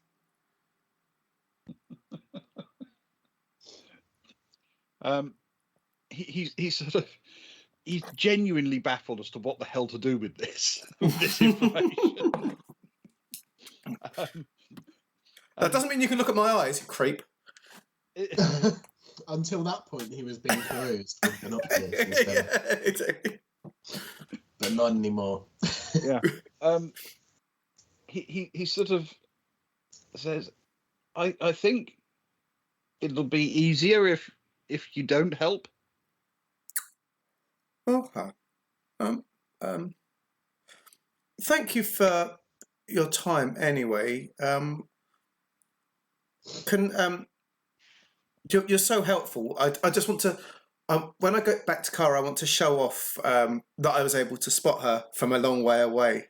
Can we get a selfie? And she pulls out her phone almost without the mask in, not taking it, because we're going to pause just in case. I'm not going to force it on them. I'm not that rude, what with digital data protection these days, Mm-hmm. But she'd be like, can we get one? A big cheese. No, sorry. As she does it, she'll sort of, as you're holding the phone like that, with facing away with her index finger, hoping that Zoe's looking, she'll sort of try and do like a fake pressing button on the phone, hoping that Zoe gets the idea that it might be worth trying to get some photos or something if she can. Mm-hmm. I don't know if she's got the skill to do, like, if Soraya's skills are good enough for that, but, that's what we're trying to do. I think you can actually... It's essentially an artistic performance you're doing here, so you can use a performance skill, or you can use deception. So if you've got, for example, an art skill relating to photography or imaging, videography, I shall be using Jack of all trades. Jack of all trades. There you go. For minus one. It's a 7 minus 1 is 6. Oh, sorry, Okay. My hand's in the way. There we go. His face sort of immediately hardens, and he just snatches back the binoculars and says, I think maybe you should leave Earth Park for today.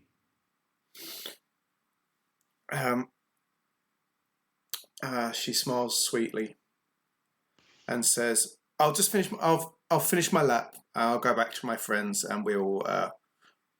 It is getting late, after all. But I want to catch them all before I do go. And she sort of heads off to the other side of the platform to start taking some photos of. Well, everyone's by the bears. It's the place to be, right? Yeah. Yeah. I'll go over to the bears. Okay. Now, while that's been going on, a few minutes ago, when Soraya first went mad and started doing that, Stefan received a message from Zoe saying, basically, get on the next car and come over immediately.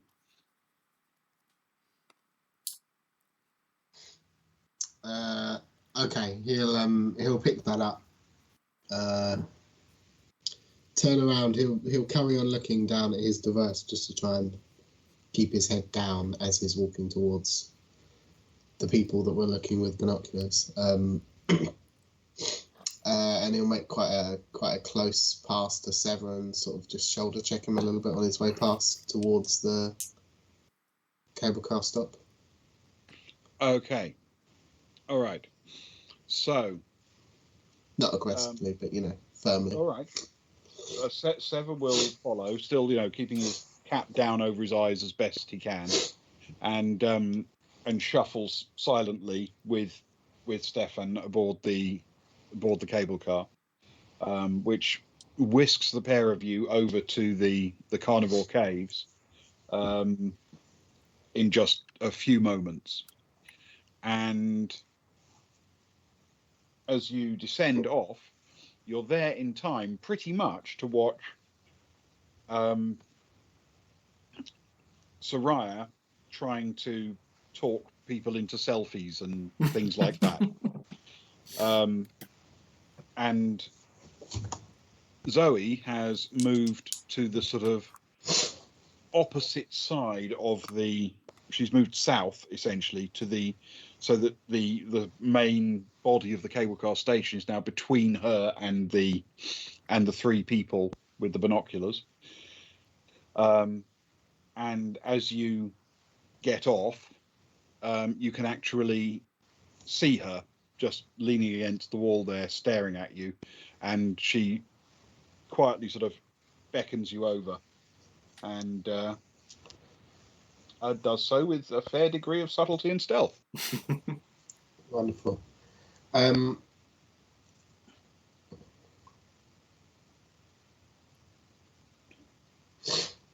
Sorry, I'm desperately trying to figure out. I assume Stefan would assume that Soraya had taken the selfie and wouldn't be suspicious that anything else was going on other than her taking a photo. So he'll head over towards Zoe. Okay.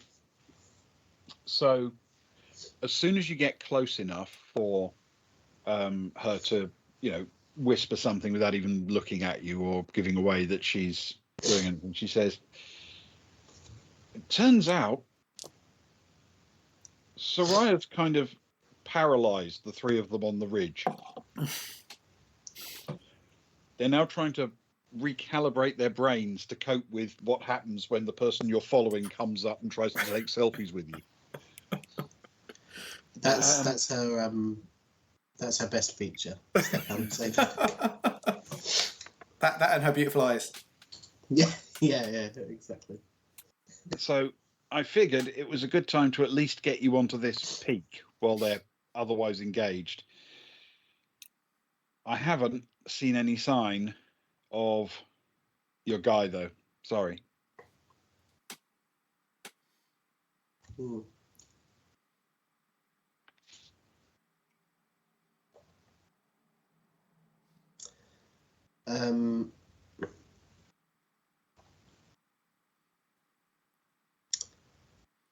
Stefan says to Sever, do you think they're obviously on the lookout for something? And if I was on the lookout for somebody and I was in Earth Park, I would certainly. It's a linear route, right? Unless you're walking or swimming, you have to come through this stop on the cable car. So do you think he's on the next peak? Don't look now.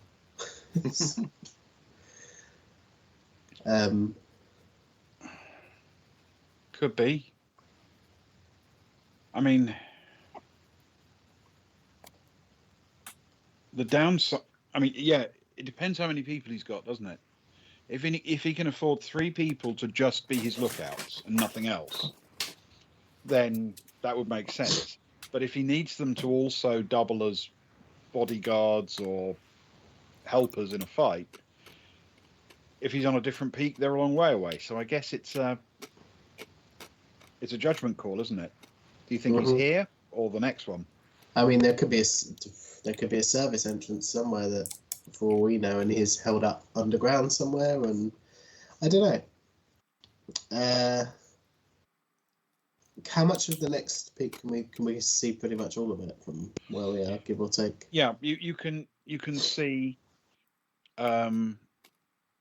It's a very very flat view, so it's basically dependent on how people are standing and what they can see. But you can essentially see the top of the Reptile Rocks peak to the south.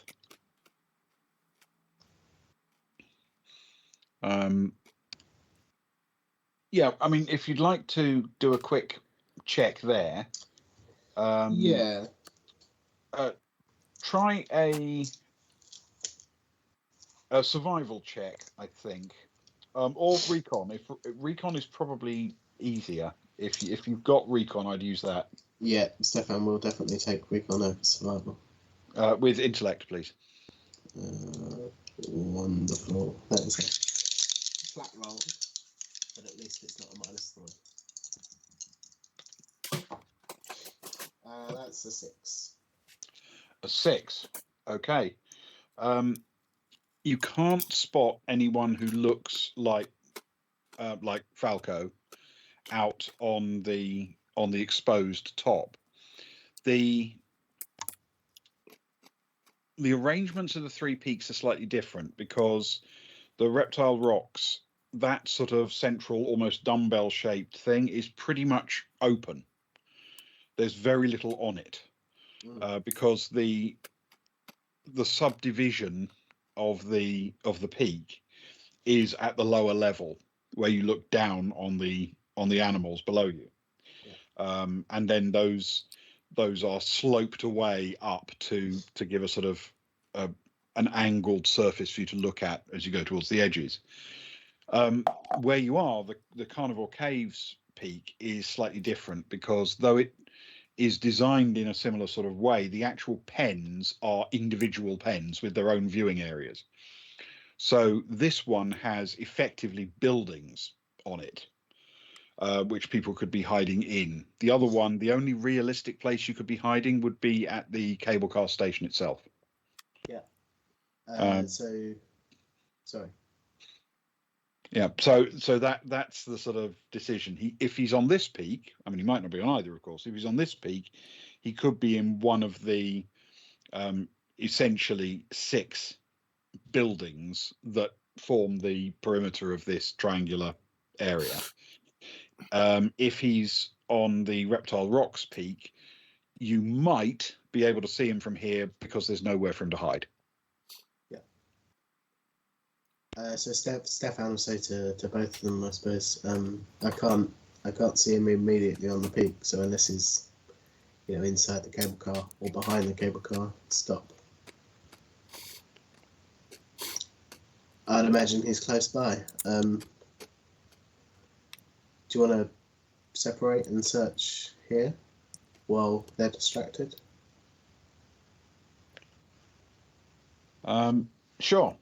Okay. Let's. We're not going to be able to search the bear areas, are we? So let's start south, I guess. Yeah. Okay. All right. So to the south, there are 2 pens, one sort of southwest and one due south, more or less, of where you are. You've been in both before. One holds a very, very large species of lion called the Facilis, which is essentially a 250 kilogram lion. And the other holds the terror birds enclosure. And I don't know how you want to divide yourselves up or stick together and go and explore in there. Do all these buildings link up, or is there like a centralized area and they all come off of? They essentially all come off that triangular peak, which acts as the big open area. The buildings themselves are separate, as are the pens, and they have their own separate dividing walls and maintenance accesses and everything else separate to each one. Okay. So Stefan will sort of look along the wall, and presumably there's a door left and a door right, and just say, "Do you want to take one each, albeit round to an angle, Okay. or do you want to? Should we just all clear one room at a time?" Whichever you prefer. Let's go one each. Okay. All right. So which way is Stefan going? He'll go Facilis Lion directly or Terrorbirds? south. He'll go directly south. To, Okay. Right. Before he goes in, though, can you just quickly look around and see whether Soraya's still got her phone out, like selfieing? She hasn't. She's effectively now come to an end of how distracting she can be. Yeah. And she is now just being a perpetual irritant by sort of loitering next to them while waiting for the cable car that she promised she'd be getting on. Cool. If her phone's not out in full view with the screen pointing towards both of them or her communicator, he'll just send her a message and say, "We're splitting up looking for Falco here on the Carnival Peak." Okay. And then he'll enter. Right. And you are entering the Terrorbirds enclosure. Yes. Okay. Right. So as you do that, and you see Seva walk into the Facilis enclosure, we'll cut back briefly to Soraya. Soraya's going to see how busy the bear enclosure is. It's very full. You said that people are loving it. People are very interested. Yep. And she will say to the her new friends, she'll say, why is everyone interested, making a bit of a pain of herself. Why is everyone so interested in the bears? Man, I've been there before. They're not that great. But if something's happening, is something good happening? Is it worth going and looking? Is it like, what do you reckon, while I'm waiting for the cable car, it's got to be worth it, isn't it? Is it good, the bears? Have you looked? Is there something good happening?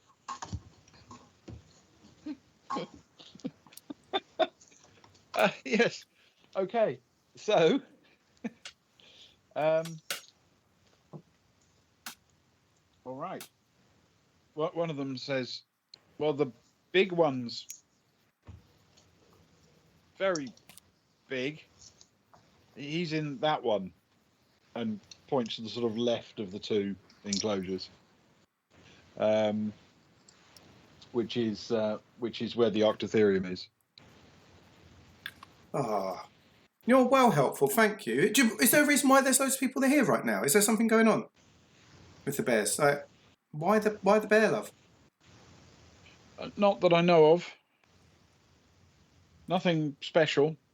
Oh, thank you. I'll go and look for myself. So I'll give him a pat on the side of the arm as a thank you, and then heads off to the bears. So, and turning back says, "It's okay.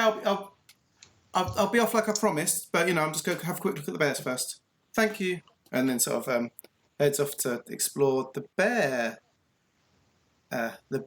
sanctuary, the bear huts, the bear caves. Okay. The bare necessities. The bare necessities. Fair enough. So you wander into the Octotherium one. Yeah. Okay. So you've all wandered into various enclosures, and they're all laid out on a relatively similar pattern. Basically, large glassed viewing areas with benches overlooking an artfully designed enclosure for the animal in question. It's designed essentially to make sure that the animal will always be visible, will always be on view whenever people want to see it. And indeed, the Octotherium is a very, very substantial bear. We're talking about a bear that weighs about 2 tons, which is a lot for a bear. roughly, twice as big as the biggest bears that we have on Earth today. And sure, it's an impressive sight.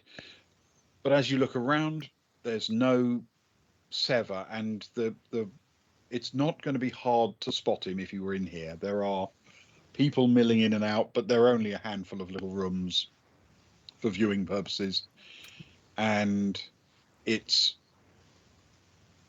not it's not something that he would be able to easily hide in. Okay, so Sarai will run back out at that bit, sort of turn to shout to the other three, keeping them focused on her as much as possible, really, saying, "Man, they were cool. They're big. I'm gonna go look in the other ones now. Do any of you want to come look at them with me? They're like, it's proper good stuff in here. You don't want to miss out just being on there all day." And then immediately runs into the other bear enclosure. Right. The other one contains cave bears, which are a little bit bigger than anything living today, but are nowhere near as big as the Arctotherium. Again, the enclosure appears to be empty. And the same is true. At the same time, people on the sort of southern end are realizing the same is true of both the terror bird and fossilis enclosure. There just isn't enough space in there for anyone to conceal themselves and not be spotted. This is an open viewing gallery, really. I mean, it's enclosed, but it's a viewing gallery. There's no special place you could be hiding.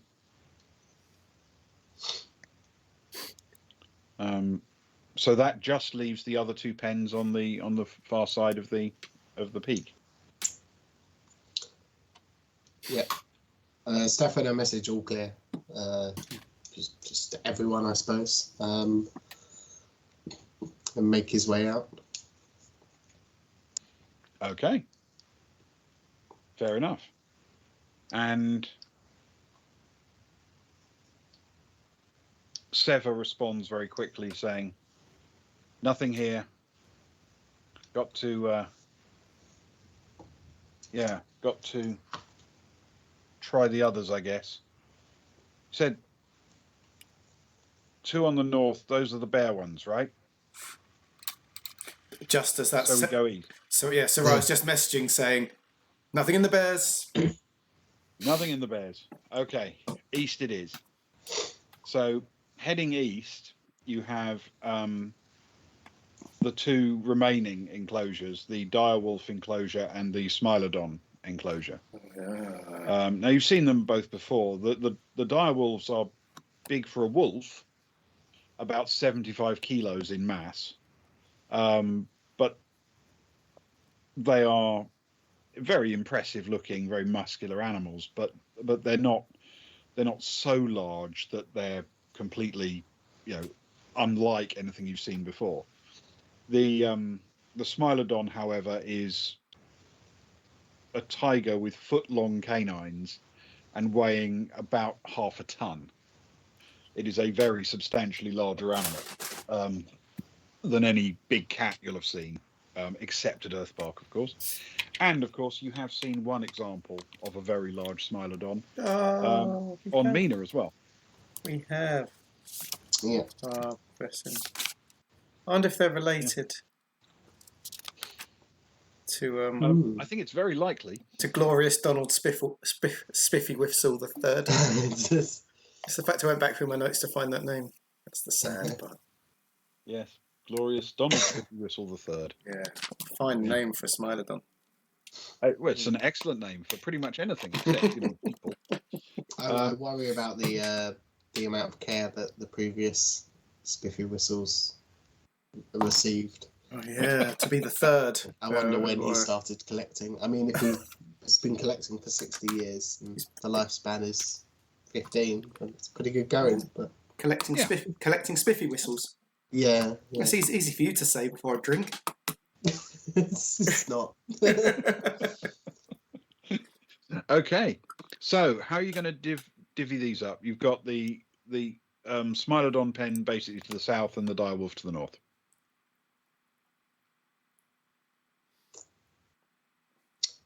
Well, Assuming we reach generally the outside area at the same time. Similar-ish, yeah. Do we want to go all in one, or should we split? You're not asking me. I hope I'm still in with the bears. I'm just there trying to keep their attention if possible. Yeah. He'll say to Sever. Okay. I guess. In fact, and Zoe. Well, let's just leave her out. stay together and go in the nearest one first, which is the Smilodon one. Cool. Okay.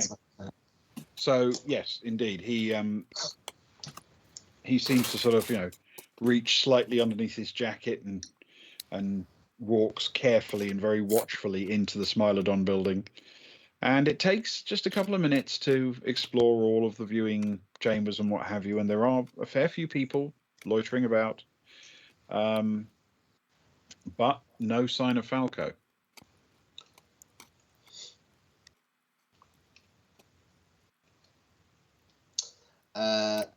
Stefan, while we're inside, will send a message to Soraya and say he's not in here. We've only got one left.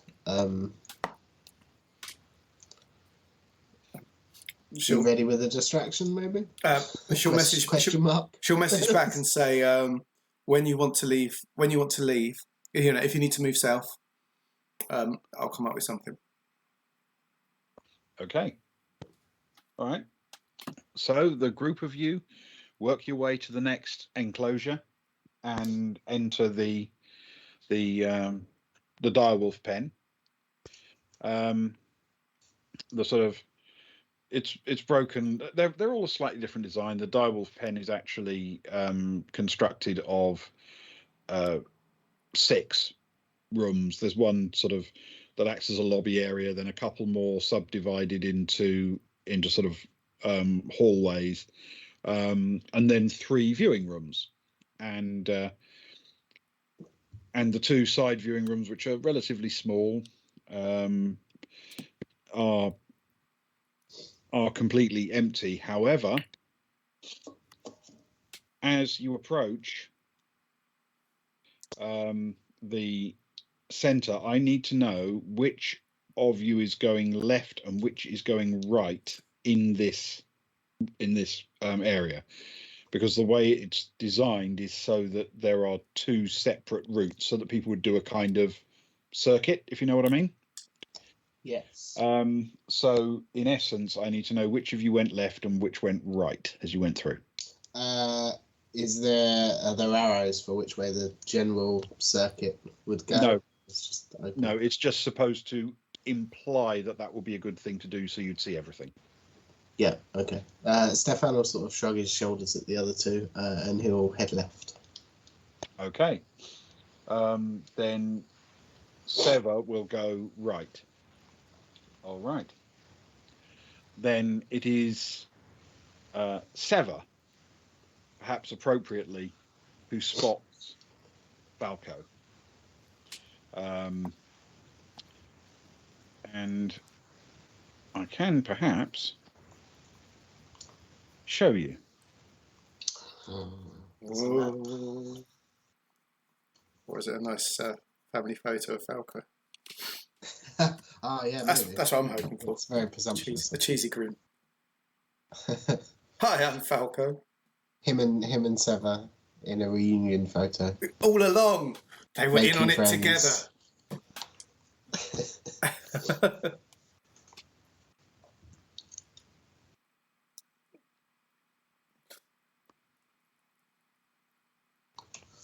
Okay.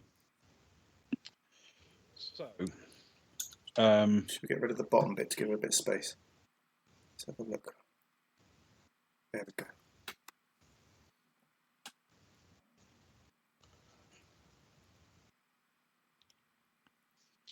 if we show you where Seva is at that point.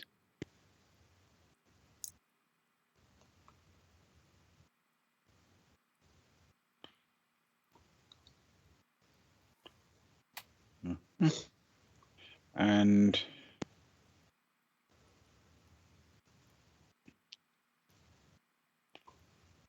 Stefan will be on the left, working his way through.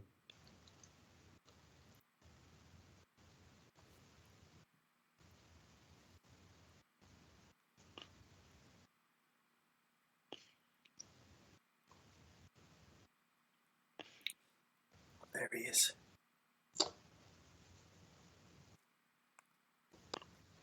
And Zoe, by nature, will have gone with Stefan. Because, well, she doesn't have any particular reason to dislike Sever, you understand. She's also got no particular reason to care about whether or not he lives or dies.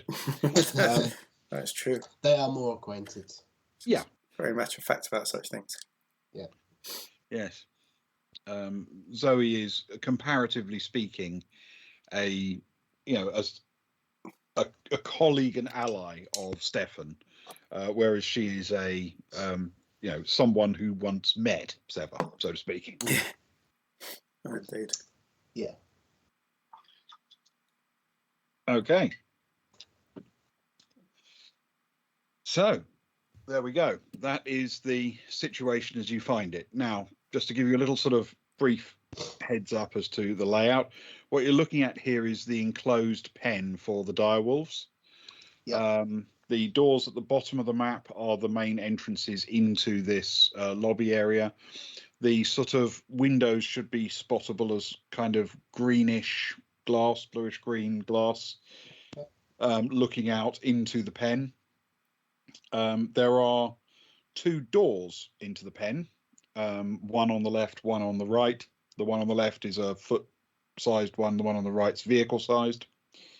And there are various sort of routes through here, and the central partition between the left and right sides in the middle hallway is filled with screens on both sides, which are constantly playing very large-scale images and video from Earthpark, including lots of information about the direwolves that you're looking at the moment.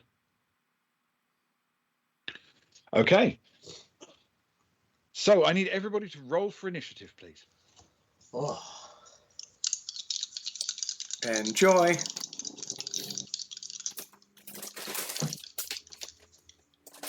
you what, let's fix it up.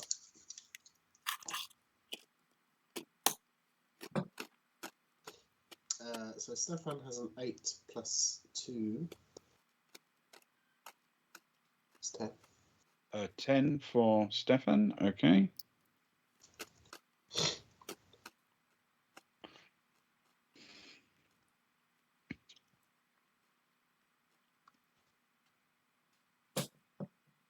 And Sever. Not that great.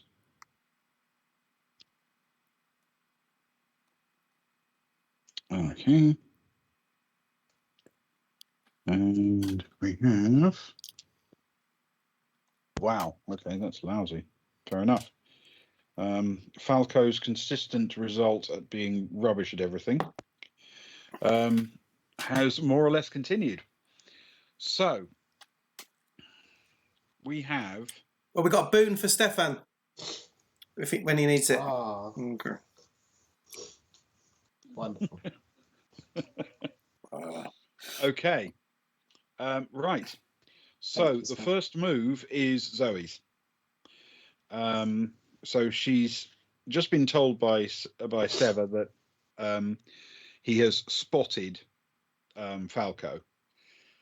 I think, what will Zoe do? That's our next t-shirt. What would Zoe do? What would What would Zoe Zoe do? do? Oh, I'll tell you what, I do like that actually. Okay. I think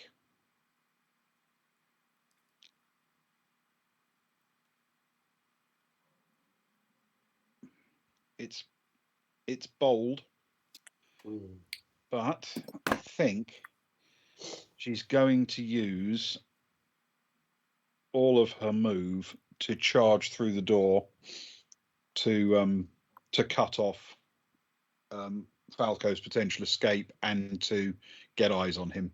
Useless where she is. So next up is Stefan. Are the doors solid? Like, can we see through the doors? They are openings rather than formally doors, except for the double doors out into the main courtyard.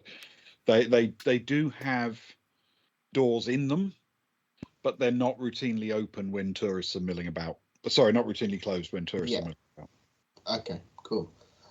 So if Stefan was to take one step to the northwest and peer through that angle of the door, would he be able to see anyone? He'd probably have to get right into the doorway. Okay. He will do that. He will go 2 squares north, following in Zoe's bold footsteps. Indeed. Okay. And Sever has to go next.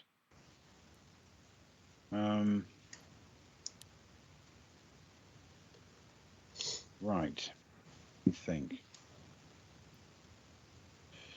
I think Sever's solution is going to be what you might call brutal. That's his usual solution to everything. He's so two-dimensional. He is literally going to charge up to where Falco is and immediately launch an attack with his fists. Just try and beat the guy into submission. Let's see if he can. Oh, that's terrible. That's almost bad enough that if Ewan had rolled it, the dice would be going somewhere. Oh. On a long trip. We still haven't double wonned. Yeah, no, this was a 3. Oi. Okay, so no hit. No, that's it. That's all he can do. Okay. Falco has a go, and he is going to go.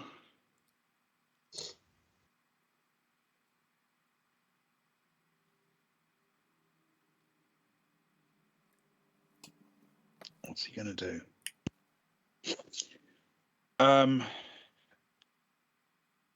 Orn, frankly. He is going to start yelling into his communicator about being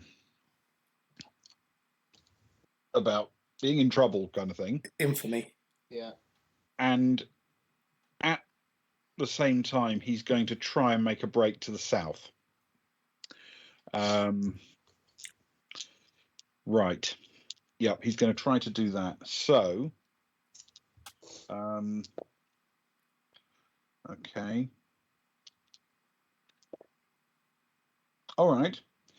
He's physically capable of pushing past Sever, but Sever will miss terribly in an attempt. This was your chance, Sever. This was your moment. It was so nearly. This is what he's spent the whole week building up to, Sever. Yeah, he's been training and practicing and preparing for exactly this second, just in time to watch this guy get to there now.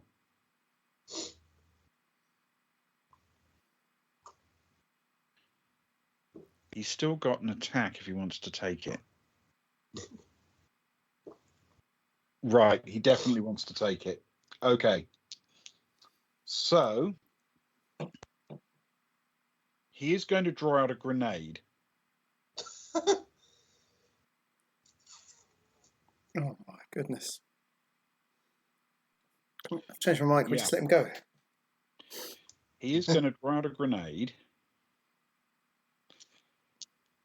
And and throw it towards Sever. And that's a very good hit. And as it goes, it becomes apparent that though it was thrown in the direction of Sever, it wasn't thrown to hit Sever.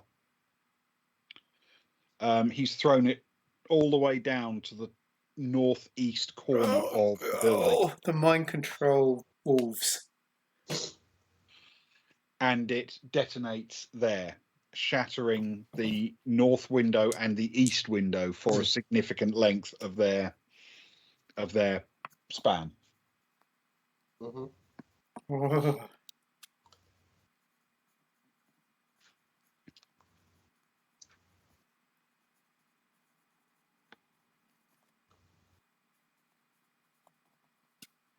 Okay, that's the end of the turn.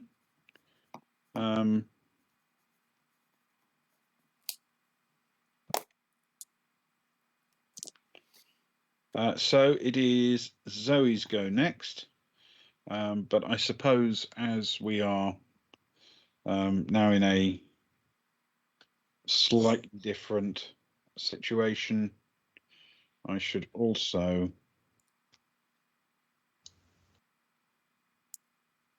indicate the positions. I see some black dots appearing. What are you doing, Ben? Why would you do that? We need Agnar the wolf. I don't understand. We need Agnar the wolf whisperer. He could cuddle them. They'd be soothed by his appearance. He'll just throw barbecue ribs. Ribs at them. He comes with no meat on. They've been sucked dry, but he'll just throw the ribs. Pew, pew. Comes to the rescue in slow motion, hurling the ribs. Cut to Agnar and Kara sat on the beach sipping some cocktails, and Agnar says, "And so I said to the corporal, that's okay, that's got my foot." And bursts out laughing. Kara just rolls her eyes and goes back to the cocktail. Like, you've told that one 3 times before, Grandad. Yeah, and it is.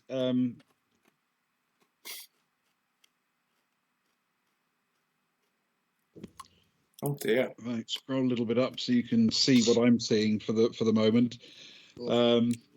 Right, and I feel like a bit of a tease saying this, but I think that's where we're going to have to stop for tonight. Before we start the next round. It feels like it would be a big thing. That is a round of combat, I suppose.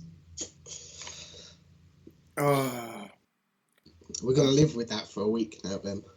Of all the things we've had to endure for a week, this is up there. Just as ID Visions turns up as well. You've ruined ID Visions' whole weekend before it's even started. Hey, man, how you doing? Thank you for joining us, just as Ben's leaving us on a cliffhanger. Yeah. Yes. Well, I apologise for I'm idea. terribly sorry that the game is winding up. There will still be a little bit of chat if you're interested in hanging about with us, but There will. But we've reached a moment where each combat round now is going to take a while, and it's getting a little bit late here, and we've sort of done our innings.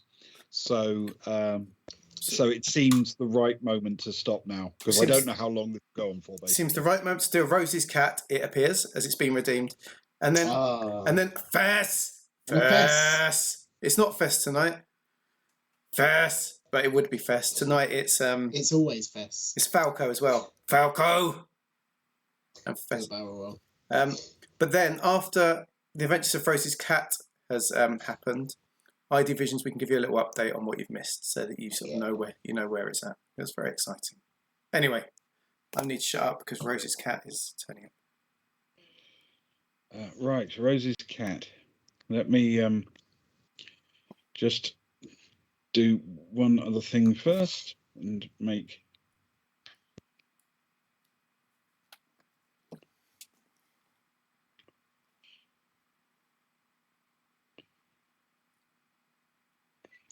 this back into the thing, which is the thing. There we go. Okay, Rosie's cat. So Meanwhile, on the Baltic Star, Richard Davis, captain of the Baltic Star, was addressing everyone over the intercom system. This is the captain. A few weeks ago, we did an emergency drill, as we do fairly regularly. We've been getting better and faster at this each time. I mentioned to you back then that we'd managed to secure all quarters, get everyone to action stations, bring the ship to readiness, and get everyone cleared into vac suits in 32 seconds, the best we had ever done. I might have expressed the hope that at the next drill we might even manage 30 seconds, something that just a few months ago would have seemed almost impossible. As a crew, we have got better and faster. Last night was our chance to hit that magic 30 seconds in the drill. Our time was, in fact, not quite at the 30-second mark. We missed it by, shall we say, a whisker. Or another way of putting it, by 17.5 minutes. I attribute this dramatic change in our performance to the remarkable, not to say comical scenes I saw played out over our security cameras as the entire crew flailed desperately around attempting to place a small cat into a pressure container. I had been under the impression that the cat actually liked getting into boxes, but it seems that's only true when doing so causes inconvenience. I trust we will come up with a suitable solution in the future. In the meantime, could someone come and remove the animal from my chair on the bridge? It hisses at me when I try to move it. That is all. It's because Rosie's cat wants to spend time with him because she knows he's leaving. Anyway, there's your Rosie's cat. And Fess! We've had Fess paid as well. Fess! Fess! I hate Fess. Just talking about Fess makes me angry. I was so happy about Rosie's cat and now I'm angry again. God dear. Swings and roundabouts. Let's hope we're never in an emergency. Ride. That is the boys from Baltic Star. Let's hope we're never in an emergency situation then with the cat. Or we're going to be doomed. We're doomed. They do. Doomed. So, ID, what happened was we went back to Earth Park with Sever to hunt down Falco. Sever's like arch nemesis. They're kind of like X and Sever. Are they enemies, X and Sever, or are they friends? I can't remember. Anyway, they're villains, and so we went in with Sever, hunting them down. Some guys spotted Soraya, so Soraya just made a big thing of it to sort of cover up the others who snuck onto the peak, found Falco, but sadly Sever can't punch his way out of a paper bag anymore. And Falco blew a big grenade, blowing open the windows to the dire wolves enclosure, which were those dire black dots coming to get our dearly beloved Stefan. All the while, Agnar and Kara just ate barbecue on the beach. That's all they did all session. Cocktails. So they had a lovely day. Barbecue. They had a wonderful time. Well, to be fair, this has only gone, suddenly polygonal. Polygonal? Very suddenly. It has. It up until not very long ago, it seemed to be going fine. It didn't go desperately badly wrong for a few seconds. And you're quite right. It was partly down to my terrible rolling for Sever. He's never been great, but he's been better than that, to be honest. Mm. And to be fair, Kara's day probably isn't that great. She's got to sit there and listen to all of Agnar's old rehashed jokes. That's true. She's had them before. I don't know if you ever spend time. I mean, it's not direwolf bad, but it's it's up there. Definitely. Everyone repeats their stories. As long as you like them, okay, you can get by. She's quite happy in his presence, bless him. Sever can. He needs the next boon. Ali was asking me when the best time for a boon was. I said just when we most need it. I've got a feeling Stefan's still got one lined up. We need to remember that. You remember that? I'll note that down somewhere. Well, ID Vision's Fulco is Le Grand Fromage from episode 1, actually, of our stream. Yeah, that was a long time ago. That's right. We went to get... We first met him. Was that literally the very first time you met him at all? Yeah. Le Grand Fromage. Yeah. So the very first time this group met him was actually in episode 1. And given that we're on episode 22, it was a while ago. And they bumped into him, once or twice since. The We're Gonna Need a Bigger Boat episode, we bumped Yes. into him. We rescued him, in fact. Indeed. I'm starting to wish we hadn't bothered. Yeah. This is how he repays us. And yes, he and Sever do not get on. I think it's fair to say.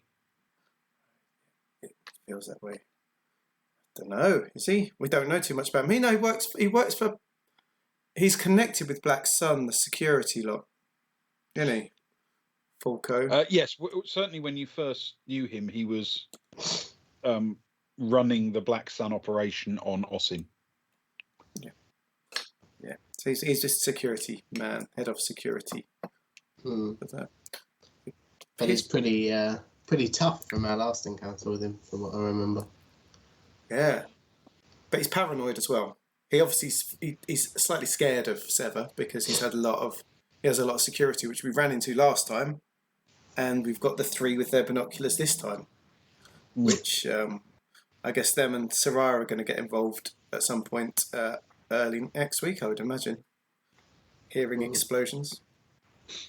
I think one of there are a lot of things you can say that are positive about grenades, but one of the things they are not is subtle. No. Then neither are my PCs, so so it swings and roundabouts, I guess. They're not like Stefan, ghosting his way through the world, like a little ghosty man. Oh. Well, yeah, we're all alive. That's the main thing for now. So far, so good. So far, so good. We've gone.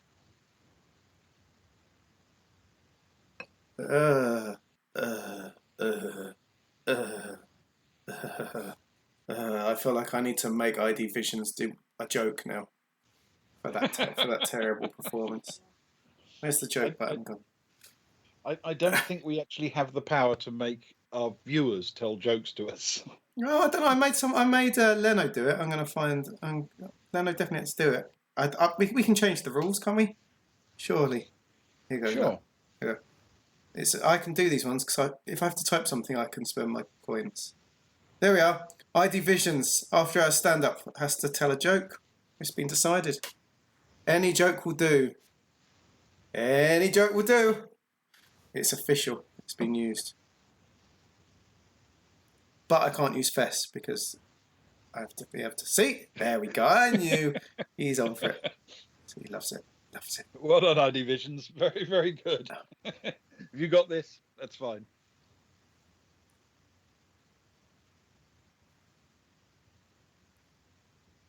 A bit of Dutch courage. Well, not cognac, more French You're on courage. the cognac.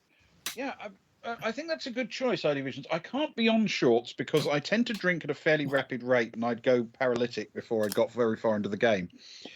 So tonight I'm on a Chateau Haute Barge Libéral Pauillac from 2004. If you've just joined the stream, it is a French wine appreciation thread. Thank you for joining us. We talk about French wines every Friday evening and tell bad jokes. No, why? Do they... Elephants paint their toenails red. No.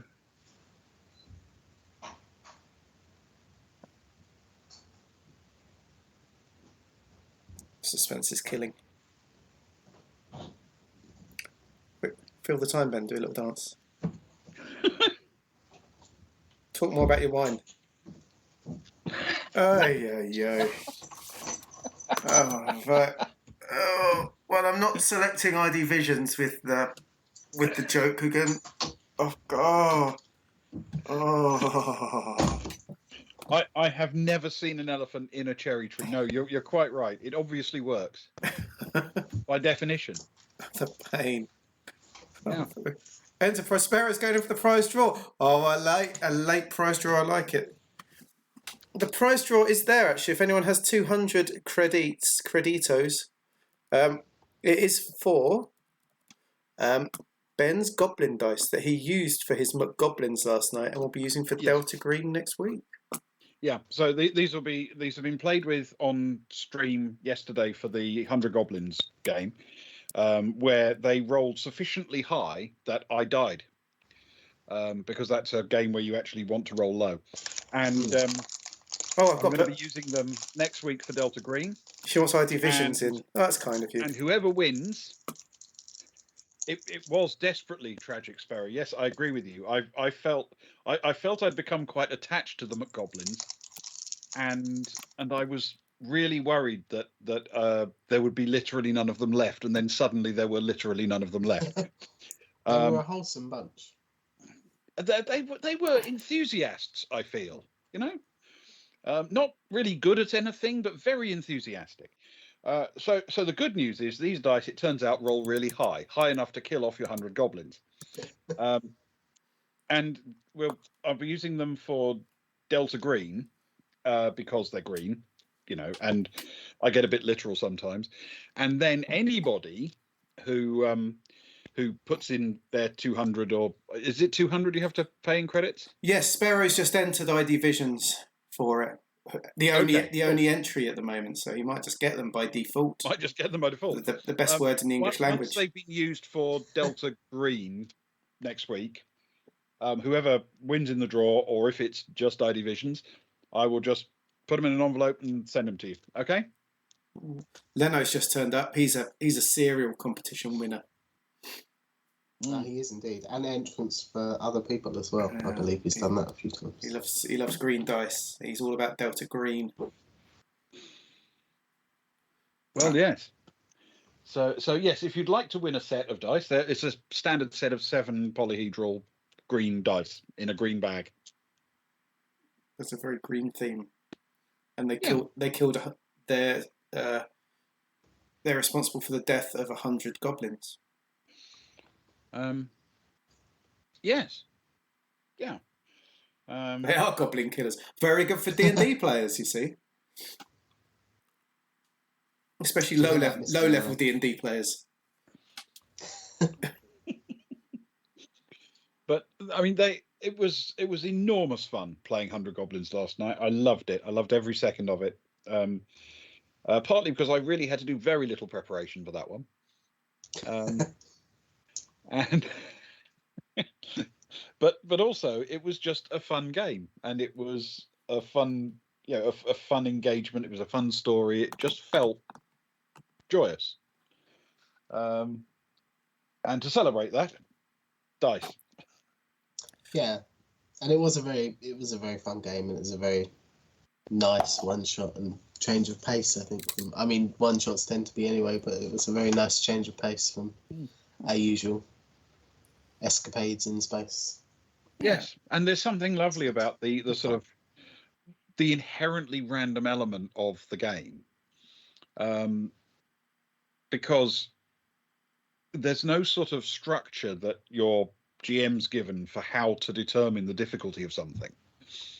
You're just told, determine the difficulty, and that's what they roll. Yeah.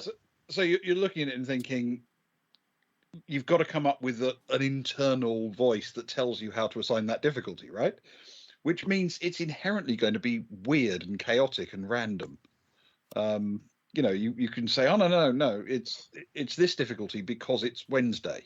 It could be anything. Which was pretty much my reasoning, I think, behind most decisions. I'm sure we ended up with, and it varied throughout the game as well. I'd never run the system before, so it was a bit of an adaptation. But I'm sure we ended up with running across a slippery shower. I say the shower room was the most deadly part of the whole story. Yeah. As dangerous as being in space, jumping off into space. Yeah. Yes, I did love the fact that going through a sort of jump to light speed without strapped into a seat was actually much less dangerous. I mean, like a dozen times less dangerous than just running across a slippery floor.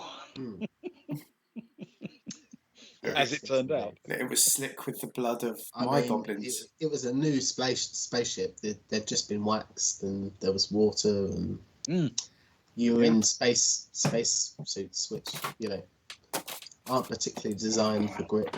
Famously slippery boots. there's a lot of decision making that went on behind the scenes, and I definitely didn't just randomly pull a number out of thin air. No, of course not. I'm sure there was a careful flow chart in your mind. Yeah. That is true, Sparrow. The mechanic was not doing his job well, and he didn't appreciate it when 5 of my goblins rode him like a little horse. I mean, I feel that's true, but given that he was also planning to have us all murdered anyway, I'm okay with people embarrassing him. Yeah, he was essentially the inside man. Yeah. Yeah, he was fundamentally an evil mechanic. And, not many dogs are actually genuinely considered evil. No, well, I think it's all in the how they're trained, isn't it? Lassie was evil. Hey. Lassie would get people into trouble and then go and get someone to sort it out. Claim the start a fire, push someone down a mine. That's a very dark reading of Lassie. Just a hand, cover someone's eyes and drop them off somewhere where they don't know where they are, and then go and find someone. I think that's how Lassie works, isn't it? Lassie and Skippy, the double-edged sword of secret evil. Oh, you'd have to add Flipper to that as well, wouldn't you? Oh yeah, but dolphins are a bit like that anyway. That's another one of those animals that was saving lives every week by going along and waving fins at things. I reckon they all started with good intentions, but when they realised that people liked it when they saved people, that's when they got a bit I haven't found anyone for a couple of days now. We need to make sure this happens. Well, again, it's learned behaviour, isn't it? If you reward a dog for saving people, eventually the smart dogs are going to figure out, hold on, I need more people. You can see it in Lassie's stance, the way sort of going more upright about it. I'm very proud. Yeah, definitely an enabler. Lassie is definitely an enabler. Yes. These. Yes, it's a weird thing though, isn't it? These that little generation of shows about animals that saved people. Do they still make those? Because those all seem to come out in the same few years, didn't they? It was a sort of an era where kids shows were quite often about that, and I haven't seen any for probably 30 years now. No new ones. I think it came out at the time when all the action shows didn't really kill anyone, like A-Team and Knight Rider and stuff like that. Lots of guns, no killing. Airwolf, did anyone die in Airwolf? I don't think anybody ever died in Airwolf, no. Tim! Typical Tim. Typical Tim. Classic Tim. Classic Tim. Never pays his drug dealer. With all those tips we give him as well. Yes. That's Tim. Where's my picture? Tim, frankly, it's my picture. He's a bit of a loose cannon. He is a bit, isn't he? Can't be trusted. He can afford to be, though. I mean, with the tips he's making at the minute. Yeah, he probably is dealing with the Colombians all the time. The Space Colombians. Oh, there you go. I'd give that selfie away as a prize at some point. I love it too much. Yeah. I gotta say, I love Kara on the side. I think that is just excellent. Zoe, it's Zoe on the side. Is it Zoe on the side? Leaning in, yeah. Coming in sideways, yeah. Yes. Yeah. Yes, of course it is. Agnar looking a bit like a Wookiee, unfortunately. No, I can't do dire wolves. I'm not very good at animals. Team wolves going on, I feel. Hang on. He just needs a basket wolf. Yes. It's true. I've got this. I've got to do. Luckily, I did bring the Sharpies in, but now I've got to find the stupid post-it note. I'm out of post-it notes. Can't use that. That's my daughter's thing. Sparrow just said it doesn't have to be good. Sparrow, I wouldn't worry. There is very little danger of it being. Whoa! Hang on a sec. It feels like a bit of a mean-spirited challenge to me. I'm going to get a bit of paper. You keep. I would say keep people entertained, but Ben's gone all mean-hearted. Ewan, keep people entertained. I will say, No I mean, there are a few things I genuinely love about this one we're looking at the moment. This post-it, and of course, it's actually a moment that captures quite a clever idea in the plot about how they spotted Nest, or spotted that she was gone, by posing for a selfie that included the balcony, which I thought was quite a clever bit of role play, actually. I agree. That's clever. Was it you that suggested it, Ewan, wasn't it? You said, hey, Cara, take a picture with the balcony and say... I think it might have been something along those lines. Yeah, potentially.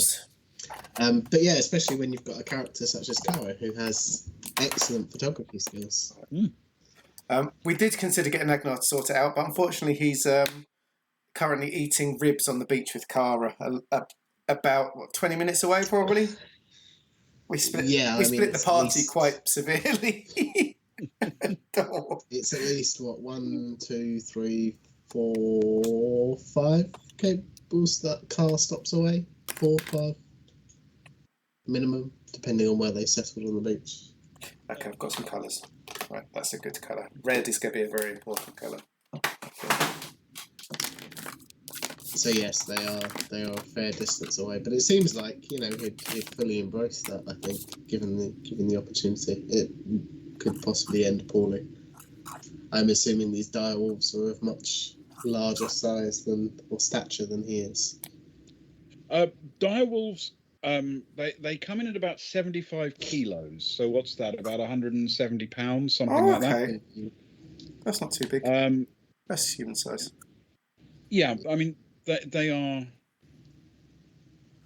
about as big, just marginally bigger, perhaps, than the biggest wolves you could find today. Okay. They're big, but not impossibly big. If you looked at something like a full-grown Smilodon or some of the animals at Earth Park, you'd think that is it's messing with my head because it's bigger than I'm expecting. You expect a lion to weigh 150, maybe 200 kilos. You don't expect it to weigh 500 kilos. But this is big for a wolf, but not insanely big. You can get dogs that are getting on for that size, for sure. Yeah. So when you say Newfie, you mean a Newfoundland, right? It's about 120 pounds. So yeah, that's of the order of, say, 3/4 the mass of a wolf, of a direwolf. So it's just getting a picture of that. It is big, but it's still very much a big dog, not a sort of monster animal from Jason and the Argonauts. Yes, yeah. But obviously much more animalistic, and I almost said more feral than Agnar, but that's probably situational. Yeah, it probably is. I mean, the way he went after that barbecue. Yeah, exactly. All you can eat barbecue. Oof, all bets are off.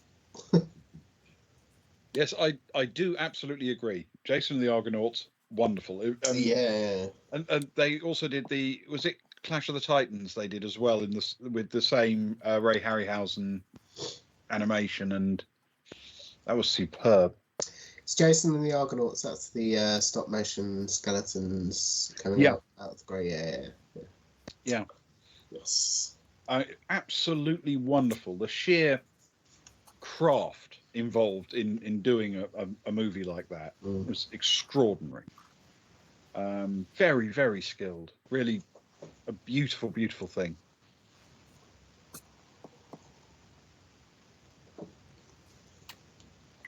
I'm good. Your haircut and shave has been noted, Ben. Okay, so there is a bit of a tradition here. I grow a beard fairly easily and rapidly, and I don't much enjoy shaving. And if I was going to keep clean shaven, I'd have to shave at least once, sometimes twice a day, which is a hassle. so I don't bother. I shave every 6 weeks. So if you saw last night's stream, that is a 6 weeks worth of beard, basically. It's how we love him. I think that's right. Anyway, it's a fairly substantial beard after 6 weeks. And then today I had my hair cut. And before I have my hair cut, in order to give the hairdresser just a fighting chance, I shave so that she's got a decent chance of actually finding my face and working out how things go together. So I basically shave about every 6 weeks. Not literally every 6 weeks, but roughly every 6 weeks. And yes, I did indeed. I shaved this morning, in fact. So I've already got quite a substantial amount of stubble. But thank you for noticing. I hope you will forgive me, because I know there are certain people who aren't keen on change. Or shaving. There you go. I've got it. I'm done. Here we go. Oh, okay. We have a thing. I tell you what. Last time I took a picture and tried to update, I put it on there. It just crashed. What I'll do is I'll show you this picture and then I will put it on there for next time. Okay. There's Stefan being chased Accurate. by two very angry direwolves with bloody teeth and bloody claws on the end of their terrible paws, and little nipples and angry faces and little noses. There they are, chasing after little running away. Stefan, there we go. I think The that's nipples rather are very good, important. actually. Well done. Thank you. Yeah, I like that. I'll take a picture of it so that we've got it forever, and then we'll add it to a giveaway. So I'm going to have that. Yeah, congratulations. I'll put that in my little box. Yes. Somebody will get it thrown in with whatever they want. But thank you, Sparrow. That's very kind of you. And the nipples are the most important bit. Just steamed buns. Bread, yeah. Yeah, don't fall for the old steamed buns trick. Same as bubble tea. I hate bubble tea. Just a current. I've kept all the post-it drawings. I think I've got the Megalodon. I'll drink to that. Yeah. I've got the Megalodon. I've got that one, which is on that, and I think there's one more, but I can't remember what the other one was. I've done 4. Ali might know because she's the one that set up my first couple. Stefan chased Megalodon selfie. There was one other one, but I can't remember for the life of me what it is. Never mind. Not important. I wonder, Sparrow, am I because those of you, so you've had Zine number 1. I know that the people that have had 2 months subscription have had Zine 2, which that looks at pictures of Kara. It's Stefan's backstory and Soraya's music and a few other bits and pieces and a word search. Was it? Yeah, word search. Yeah. Man. For the third one though, there's going to be some physical stuff which I've had printed off at the printer. A couple of actual postcards and a couple of something actually about the Baltic Star, which Ben sent me a deck plan, which is really helpful, and another couple of little fun little bits and pieces. So that will physically go to people's houses. But for number 4, we could start building in some of those pictures. I know that Ali and Leno had done some fan art. Leno loves a doodle, doesn't he? And He does. And I included a picture of each in there. I think Alice was on the cover and Leno's was in there as well, with shout outs. So we're definitely trying to get little. So for any of you like to do a little bit of doodling or noodling, or not canoodling. I won't include any canoodling. And any of the others will. No, you're very certain about that, Ben. No. We might have to include some caboodling at some point. Oh yeah, if Rose's cat keeps being popular. To Grey Hill, I haven't got any drink. Hang on. To Grey Hill, I've only got water. Oh, it's Grey Hill. To Grey Hill. Grey Hill. Grey Hill best. We could, if someone can draw a caboodle, that'll definitely get into a zine. I think a future zine, that'd be lovely. Anyone with artistic skills? Anyone's got anything? What's the best way? I mean, I guess Twitter or Boys in the Baltic Star at email. Outlook. Yeah. any pictures, we'll put them in there and start throwing things up on stream and stuff as well, because it's fun, isn't it? It's nice to have stuff people done. Yeah, definitely. We enjoy perusing over what has been sent in so far. Which slang, ID? Which slang? Sorry. Yeah, we love perusing. Generally, Mr. Leno sends pictures of Ewan's characters being attacked or looking forlorn.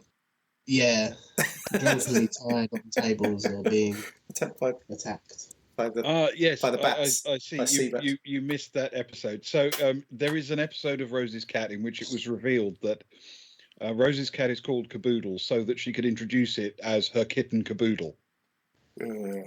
If you see what I mean. Which means having everything, doesn't it? I've got my full kit and caboodle. Yeah. I've picked up everything. Yes, I've got everything. It's not a good joke, but then Rose isn't a very worldly person. Well, she is in some ways, sadly. Yes. If you're not careful, I'll read the Rose limerick. Oh no! But it is a very good cat name, to be fair. Yes, it's very cute. It's so any pictures of Caboodle can come to either mine or Ewan's Twitter or to the Baltic Star email address. Yeah. I mean, to be fair, pictures of cute kitten Caboodles, like cats named Caboodle, would be great. Yeah, don't go sending pictures of your whole kit and Caboodle. That's another slang. We'll get thrown off Twitch and Twitter. I think we'll have to come back as the hot tubs. Then we can show kit and Caboodle. What type of cat is? Caboodle is an almost entirely black cat with white paws.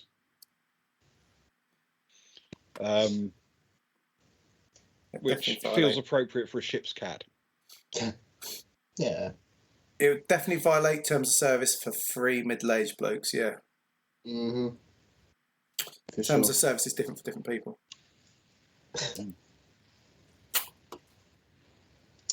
Yes, most definitely. Yes. We actually have this this stray cat that is quite near to where I live that has become a little local celebrity. Just down the road from me, there is a sort of private car park for a doctor's surgery. And off that open area car park, there are a few other businesses that have their sort of back gates. And one of them's a pub and one of them's a cafe.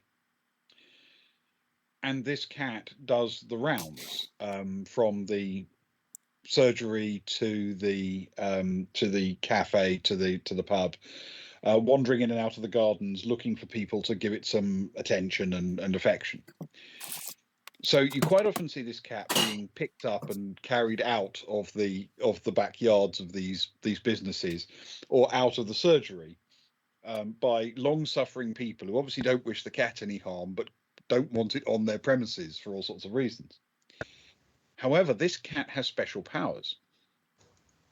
I had to go to that doctor's surgery in order to drop off a prescription, and they have a box you can do this with. But the last time I saw it, it was on the end of their main reception desk. This was ages ago when I last went in there to do this particular function. And you can't even get to the reception desk anymore because COVID. So you've got to get past a sort of outer reception desk before they'll even let you into the main building. And there was a queue. So I was in this queue thinking I've got to get past this. And then I'm going to explain to the woman at the front that I need basically just to walk in order to put this in a box and then turn around and walk back out again. And then while I was waiting in the queue, I saw this little cat. And it was rolling around on the floor, and then it trotted along, jumped up on a sort of chair, and then stretched up the wall as if it was trying to climb the wall and stretch all its muscles. And I was watching this, and then I realized that just above it was a box they'd mounted on the wall for you to put your prescription receipts in. Yeah. And I thought, oh my God, this cat has special powers. it knows what I want. It attracted my attention, and then it directed me to where I needed to drop this thing off. So I was able to just drop out of the queue and put it straight in there and then leave. And as I was leaving, someone else said, "Oh, is that where you put the prescriptions?" And I said, "According to the cat." So yes, this has become a little local celebrity. This cat, it's well known around this little corner of town. Nice.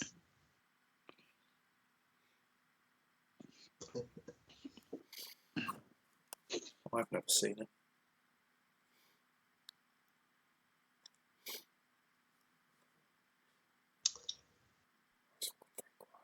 Oh no, dead air. Quick, There's someone say something anything. funny. I'll drink to that. Yes, phew. Thank goodness. I'll drink to that. Yeah, Go I'll on. drink to that. I was worried. That's Worried a for a minute. surefire way to break some dead air. And it's only for one Imperial credit as well. We all get to go silent, but it's silence. If we run out of ideas, always I'll drink to that. Yes. Quick, what are we doing? Okay, what are we doing next week? Just so people know. Right, we've got Delta Green on Thursday, haven't we? Oh, Delta Green. Is Mr. Leno still? Nah, still with he us? left like immediately. I say still with us. That sounds very obvious. I'll drink. Is he still with us? He was when he was messaging us earlier today. Yeah, I'll drink to that. Maybe my responses upset him too much. Mm.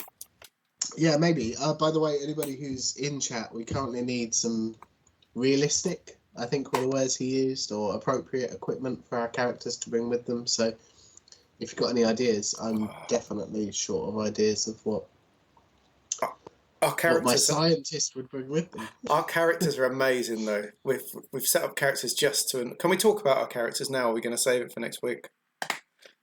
I'm happy to talk a little bit. Let's talk about it now. I think a few hints will be okay. won't they? A towel is a really good idea, by the way, our divisions. We're making use of Mr. Leno's favourite name and NPC names. Mm. But we're making it overly complicated and confusing. Yes. Yes. Just to be annoying, which In is true Baltic style. which is like our favourite thing to do. Make a note of a Yes. towel. And we're going on a mission that is potentially extremely dangerous. So we have clearly brought nobody who can do anything remotely combat related. I'm an anthropologist. Yeah, but I'm historian. I'm basically, but I'm Terry Jeffords basically from Brooklyn Nine-Nine as an anthropologist. I'm like a really strong anthropologist, and that's what I'm not that smart. I'm just really strong, but trying to be good at anthropology. Well, Ben's a historian. Ben's a historian, and my character is a scientist. There you go. And bear in mind, if you can't bring soldiers, you could at least bring like a medic. We haven't done that either. That is true. I think I might have slightly above the bog standard medicine. I think my surgery is reasonably up there. I say reasonably, it's higher than most of the characters that I was scrolling through. But hopefully we won't have to get to the surgery stage. Hopefully not. And I mean, we have been told that it's hopefully not going to be a combat heavy game. It should be puzzle solving and investigation and what have you, rather than combat for the most part. So Yeah. So with any luck, we've brought the right tools for the job. I hope it's not artistic because there's spaces next to skill. You know, some of the skills have extra little skills to specify what it is. So for languages, mine said he's got Spanish skills, and I want to get like micro expressions. I've asked if I can have micro expressions as one of mine. But for one of my zeros, I asked if I could put something in that I'm particularly bad at. And so under art, Terry is very bad at drawing faces. So hopefully I don't have to draw any faces. The whole thing is a police lineup, and we have to make copies of their faces. Some old lady's going to come to us and describe this man. Oh, well, he had very, very mean eyes and a twitchy nose. How am I supposed to draw this? Or in his mouth, a very French mouth. What does that even mean? Yeah. Do you ever see on television where they're recreating for like a TV fictional thing, the way that an artist would work with a witness for the police to do a sketch? And they always have this moment where they sort of say, is that what we're looking at? And the person says, I don't know, make the nose a bit wider and the lips a bit fuller and the chin a bit longer or something like that, And the person immediately gets at it with a pencil and goes, oh, like this? If I'd drawn any kind of face whatsoever and somebody said, can you make the nose a bit wider? I'd have to go, no, that's the only nose I can draw. This is the I nose. can only draw that nose. I don't do wider noses. If you want a different nose, you need to ask a different person. Or if you did, it just start looking like a clown's nose. I can do a clown's nose. But basically, my noses look like italic L's, and then I move on. Okay. Let's not focus on the nose. We've never caught anyone because of their nose before. No. That must be untrue. I feel it's untrue. Yeah, I think so. Yeah, we're looking for a man that looks like a manga character. Actually, I have one of those questions that occurred to me the other day. There is in pretty much every country in the world, as far as I'm aware, they maintain a database of fingerprints of anybody who's ever been convicted of a crime or is a known suspect, right? Japan's got mine, not because of that, but when you move there, they take your prints. Yeah, sure. Yeah, honest. So here's my question. They're suspicious of me anyway. But who has toe prints? Because there must be situations in which people leave toe prints at scenes of crime. Feels like a joke. Yeah. Something about toe prints to prints. No, there must be circumstances prints. in which that happens. I mean, I get it's not going to be as common, don't get me wrong, but there have to be situations in which it's going to happen. And and there must be a database somewhere of toe prints, because I think they're basically the same. They're unique to the person, aren't they? I forget the TV show that it was on, but there was a murder mystery. It might have been like, maybe not Midsummer Murders, maybe one of like the ITV Sherlock Holmes's, where somebody was blindfolded in the bedroom and a person was shot, but they had their hands tied behind the back, and it turns out that they had little pinpricks in the blindfold. Sorry, spoilers alert, anyone, though I don't know what the program's called. And they pulled the trigger with their foot. And the weapon had been dusted, and everyone had been fingerprinted. Yeah. What was it then? Put me out. From your description, I can tell you that it was from the first season of Jonathan Creek. Yes.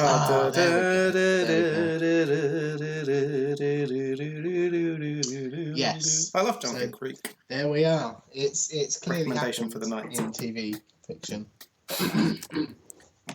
I think a lot of people have been fingerprinted over the years. But I am curious as to whether there's anywhere they put the toe prints of people. I've never been toe printed. I have been fingerprinted, of course. You have to be. The song is "Danse Macabre" by Sanson. It is indeed. But I have been obviously fingerprinted. You have to be fingerprinted for biometric passports and immigration control nowadays. And I've been fingerprinted pretty much every time I've been arrested. They always do it. They're playing off just one song sheet for some reason. I don't know why. It's because of the 17 different aliases you have. Well, I always tell them the real name as well. It's not like they need my fingerprint in order to identify me. In most cases, I've been arrested by people I actually know. Oh dear. This doesn't I don't know if that's better or worse. That's not against our terms of service, is it, to have a convicted felon? I'm not sure. To be fair, he hasn't actually said that he's been convicted either. So if it's complicated, of course, I guess lots of people walking around and things. Yeah. Very difficult. Yeah, I can imagine that probably is true. I mean, there must be situations in which it is valuable, but there must be situations in which it's a problem. Yeah, I would absolutely buy that.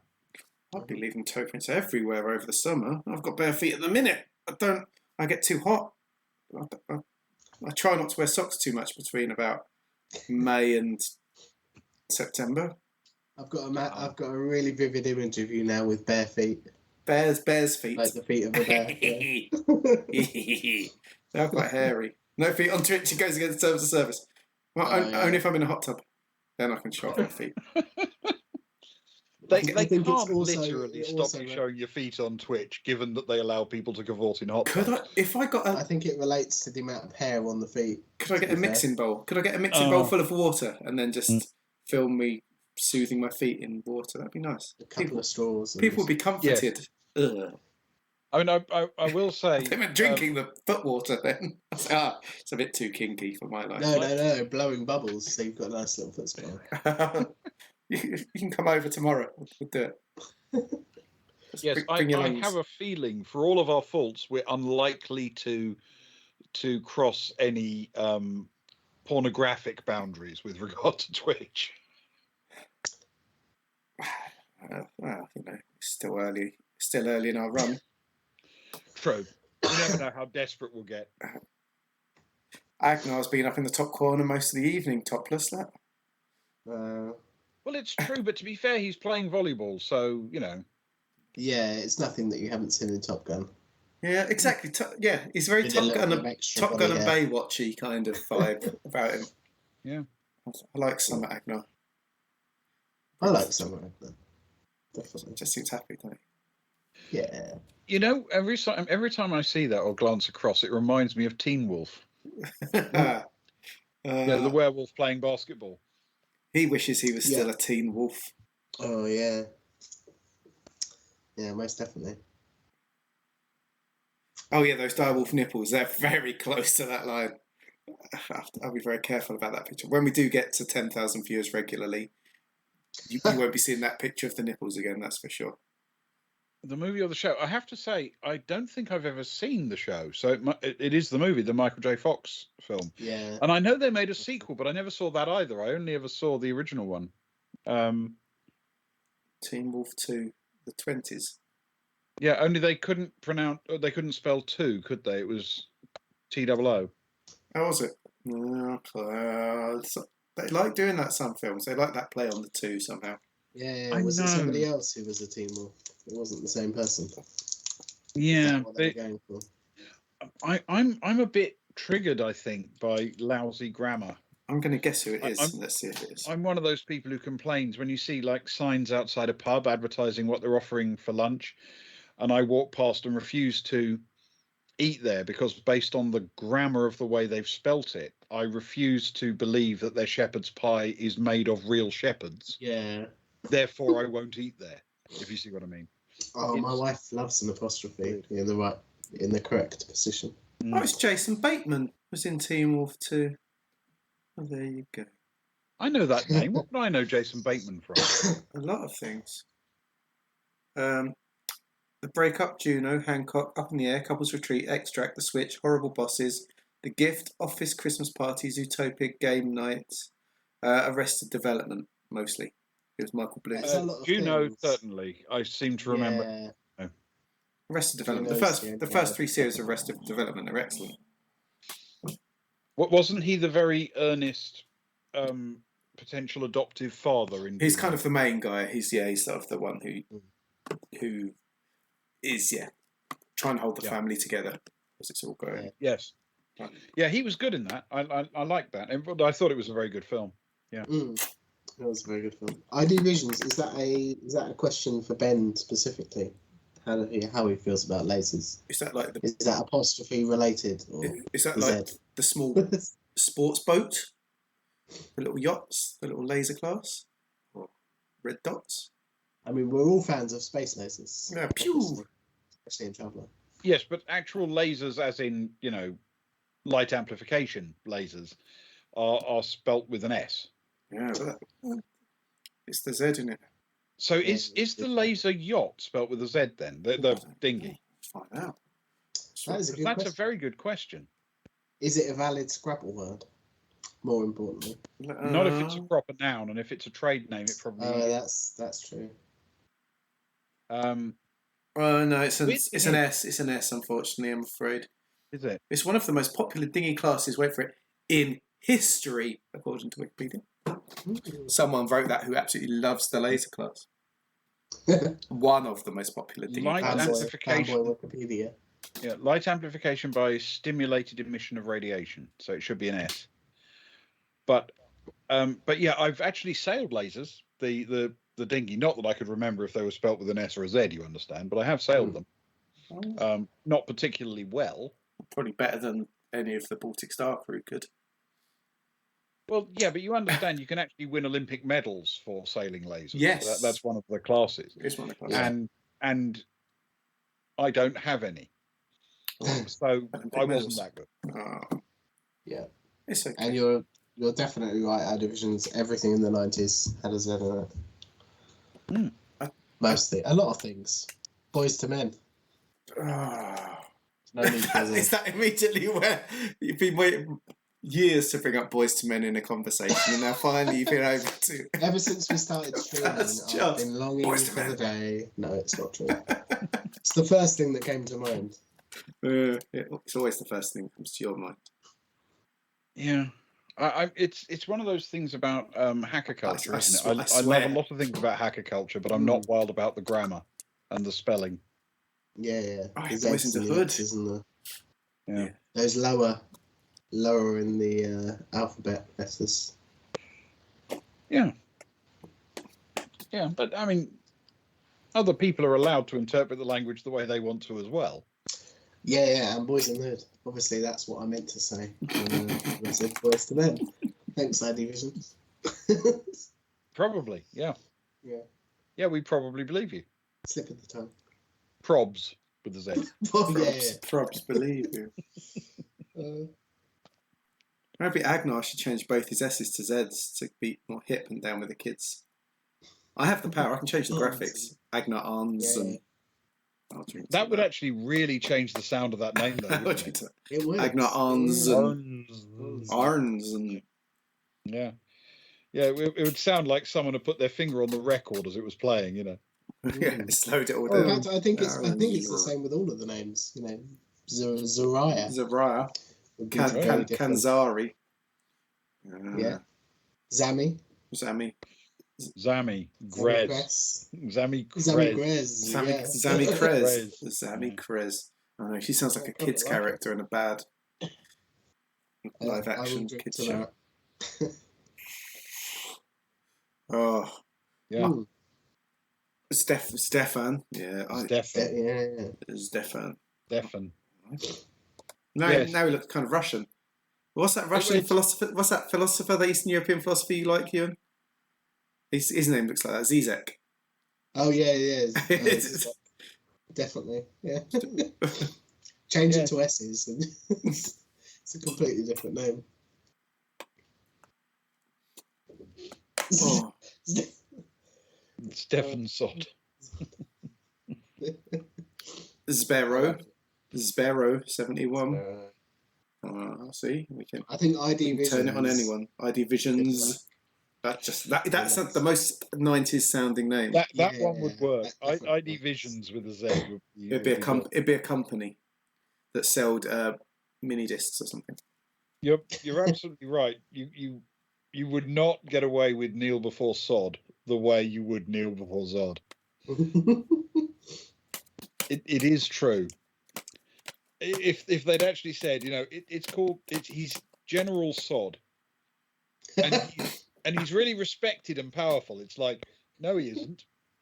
I know it's an alien, and the word doesn't mean that over there. But even so, he can't be called General Sod and be respected. Mm-hmm.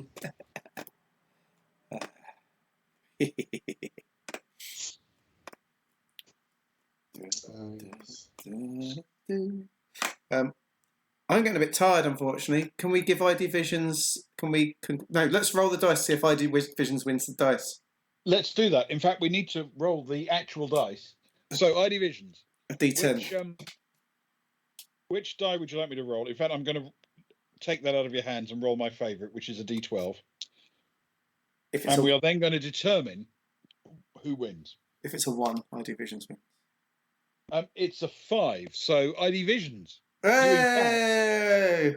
have won these dice. Oh, the goblin dice. Yeah. Congratulations. Nice. So I won't be able to send them to you until after we've played Delta Green next week because they're green and I need them for Delta Green. But ID Visions, please let us know via a Twitch message or Twitter message, or contact us in whatever way necessary. You've got me on. And I You've will got me on send these to- Twitter. You've got me on Twitter, haven't you? So just ping me your address in a message, yeah, and we'll send them over to you. Yep. Let me know the details, and I will pop them in a thing and send it to you. Okay. Yeah. ID Visions. ID Visions. I've got Mr. Leno's postcard is in the envelope. It's got a stamp that's ready to send off. Tony Shaw's received her PDF. Ali's mug I'm going to do as soon as I get paid. We need to sort Sparrow's badges, which we can do. Ollie's sub's been done. And the ghostly sloth is getting Ewan's dice when they find it. You haven't rolled a double one yet, Soon as, though. I know. What was happening here? It's almost as if my dice were waiting for me to offer this, and then we're no longer going to be rolling any double ones. Because, I mean, I've certainly had 2 which had negative modifiers to them and ended up as negative scores. There must have been others which had positive modifiers in there somewhere in our 22 episodes. So I feel as though I'm rolling above average on the double ones. It's only a matter of time. And Sparrow, no, I'm not going to be rolling D12s instead of D10s. I'm not even going to be rolling 20s instead of D10s for Delta Green. I'm going to be using the dice as they are supposed to be used. And then, because I'm going to feel slightly shamed by that, I'm going to send them to ID Visions and never see them again. The only D10s that Ben has ever rolled. The D10 will be slightly like fire scorched. From just general hatred. I know. It's all about sacrifices. Hang on. Good work. Tim. There's very few Tims this week. Ewan tried for a Tim, but there was no Tim to be had. Tim. No. What was his name? Jeremiah. Well, and Jeremiah's not as good as shouting Tim. Jeremiah. Tim. Tim. we will get back round to Tim when Tims. When we get back to the hotel, I assume, at some point, potentially. I might do we could do a tier 1 sub gift as a little name badge, a Tim name badge. Everyone can have a Tim name badge. That'd be nice. Well, I like that. That'd be nice. Yes, Tim is the name that my... We don't shake fists at Tim. We love Tim. We adore Tim. My players have decided that all concierges and receptionists at hotels or other accommodation, which obviously you use a lot in a game of role playing, are called Tim. It's easy to remember. I did try initially to steer them away from that as a concept, but they wouldn't have it, so they just refer to them as Tim, no matter what names I had in mind for them. Sarai got drunk and decided, I think. Yeah, so they're all Tim now. I'd like to point out that in real life, none of us in this stream are that kind of person that goes into a hotel and decides that the person behind the desk is named this. Oh no! Oh, that made me feel so awkward. To an actual person. Yes, it would be a bit unkind if you actually walked into a hotel and immediately said, "Hello, Tim." Yeah. Checked in on that basis. You sound like that Aslan. I think the posh Aslan. He feels like that sort of character. Crashes and just write it off and not bother. Yeah. The other thing, our division. So I'll drink to that. To Grey Hill, you can click, and we have to do a toast to Grey Hill. That's the 200. Kara's Heart Attack. You've seen. That's where someone says what it is, and then I have to draw it. Stop at a suitable time. If I'm a bit late to the fight next week, I might have a bit of time on my spare hands for a bit of art, depending on how long it takes. Daddy Agnar mode we haven't had for a while. I like Daddy Agnar mode. Yeah. That is when we go shopping or into an area, if someone selects Daddy Agnar mode, it means that Agnar has to like pay for everything, right, Ewan? He sort of takes the he'll lead. pick up the round at a bar or lunch or the hotel, or he'll pick up the next group bill that isn't mass weapons or armor. It came from our first trip to general living expenses. It was our first Earth Park trip. He visibly relaxed. Yeah. And he started buying everyone tickets and meat and that, and Cara christened him Daddy Agnar. Yeah, he got sufficiently excited about Earth Park that suddenly he just thought, this is my day, I'm paying for everything. So yeah, he's got a few years on everyone as well, so he likes to try and at least make out to himself that he's looking after everyone. Not quite manga style daddy though. Yeah, no. No, not quite. Not those connotations. bit different. And then Enterprise draw. That's only for the Summer of Love. That'll go. We might bring it. We could bring it back for winter one shots, maybe. I don't know. Yeah. Stefan's sneaky masterclass. Ewan changes his background to something. He's got a whole string of them. No one's used it much. I quite like it. I liked his piano one. The piano one. I like the piano one for the Thursday night jazz club. Thursday I night like the jazz Cara club. one as well. Yes, I like the Cara one. Graffiti. It's pretty good. Tim's Tim. After our stand-up is where you choose someone to tell a joke. Fess, we just all shake our fists at Fess because he deserves it. That's Fess. Up the Geeks, I can show you because it's for the buckyball team. So I get excited. I think that one's going to become more popular in coming episodes. Up the Geeks when we go to watch them. Up the Geeks. Because we are going to be watching the geeks, so to speak. Exactly. Up the Geeks. Adventures of Rose's Cat is Sparrow's favourite. That's where you get the next chapter of Rose's Cat. Name a PC. You get to name a PC which Ben has to bring into the story. Mm-hmm. Boon to be wild. Someone gets a boon, so they get to roll an extra dice. If Ben is not GMing or refereeing, there's one called Ben's Night Off, which you can buy and he has to chug his drink. Not when he's working, though, only when he's relaxing, which Ali did yesterday because Ben wasn't playing. And then there's a moment of... There's another one we put in when we're not role-playing, which I can't remember what it's called, a minute of something, where you... Oh, that's right. We chat about whatever topic you want. A minute on or something like that. You choose a topic that we have to talk on for a minute. Where you choose who talks on it, and Sparrow chose Ewan to talk on Faversham's road problems or something like that. Residential planning, I believe. Residential planning. I wasted at least 20 seconds talking about how residential in Faversham was equal to any other type of planning in Faversham. Yeah. So it's essentially there are a bunch of things that can, I guess, make us slightly more interactive and liven up the stream because we like a little bit of a variety in it. I enjoy the Rose's Cat moments and the jokes and things like that. I think they, as long as we can find a moment for them where they aren't disruptive for a tense thing or whatever, I think it's great. And we mostly added I'll drink to that because of the we first added I'll drink to that because of our Grey Hill toast at half time, and we wanted people to be able to click that they were drinking to join in. But now it stayed because it's quite fun. It's just a way of people agreeing. Yeah. Thank you, Sparrow. We did have a big. It was funny when we turned affiliate. We had 2 days of massive conversation on Messenger about what our channel points were going to be. Because we wanted, as Ben said, we wanted it to be interactive and fun and add to everything we want to do. We want to add to the overall story and the adventure.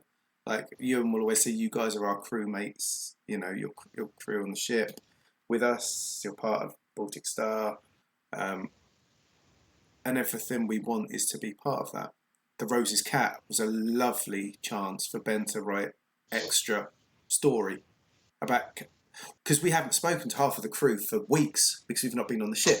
We've been on planet, yeah. But doing it means that Ben can bring... It's a lovely extra bit, so yeah. Yeah, definitely. Yes. Yeah, it's fun. Yeah, and thanks. Yeah. And thanks iDivisions as well. Yes, thank you, iDivisions. Much appreciated.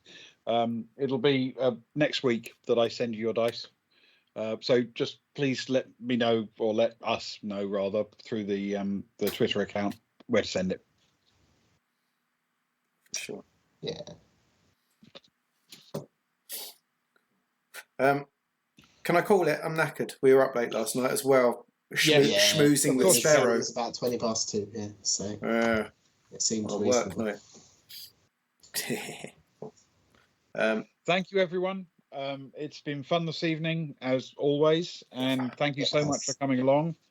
And yes, it's gone 2:15. It's time we were probably thinking about going to sleep, because sleep will reach us one way or another. It's just a question of whether we make it to bed before it happens. Oh man, could you imagine if we ended up with more viewers on stream because we were all sleep asleep? stream, a sleepy stream. Oh, I like a 12-hour They'd sleepy have to stream. listen to me snoring for however many hours. But That's quite I'm obscene. Is that surprised there against aren't us? people doing that. Man, you never know. It's a weird old place, the internet. Yeah. One day. Sleepy stream people. Anyway, thank you all, and good night. Yeah. Good Thank night, you guys. so Thanks much very much for coming along. Nice.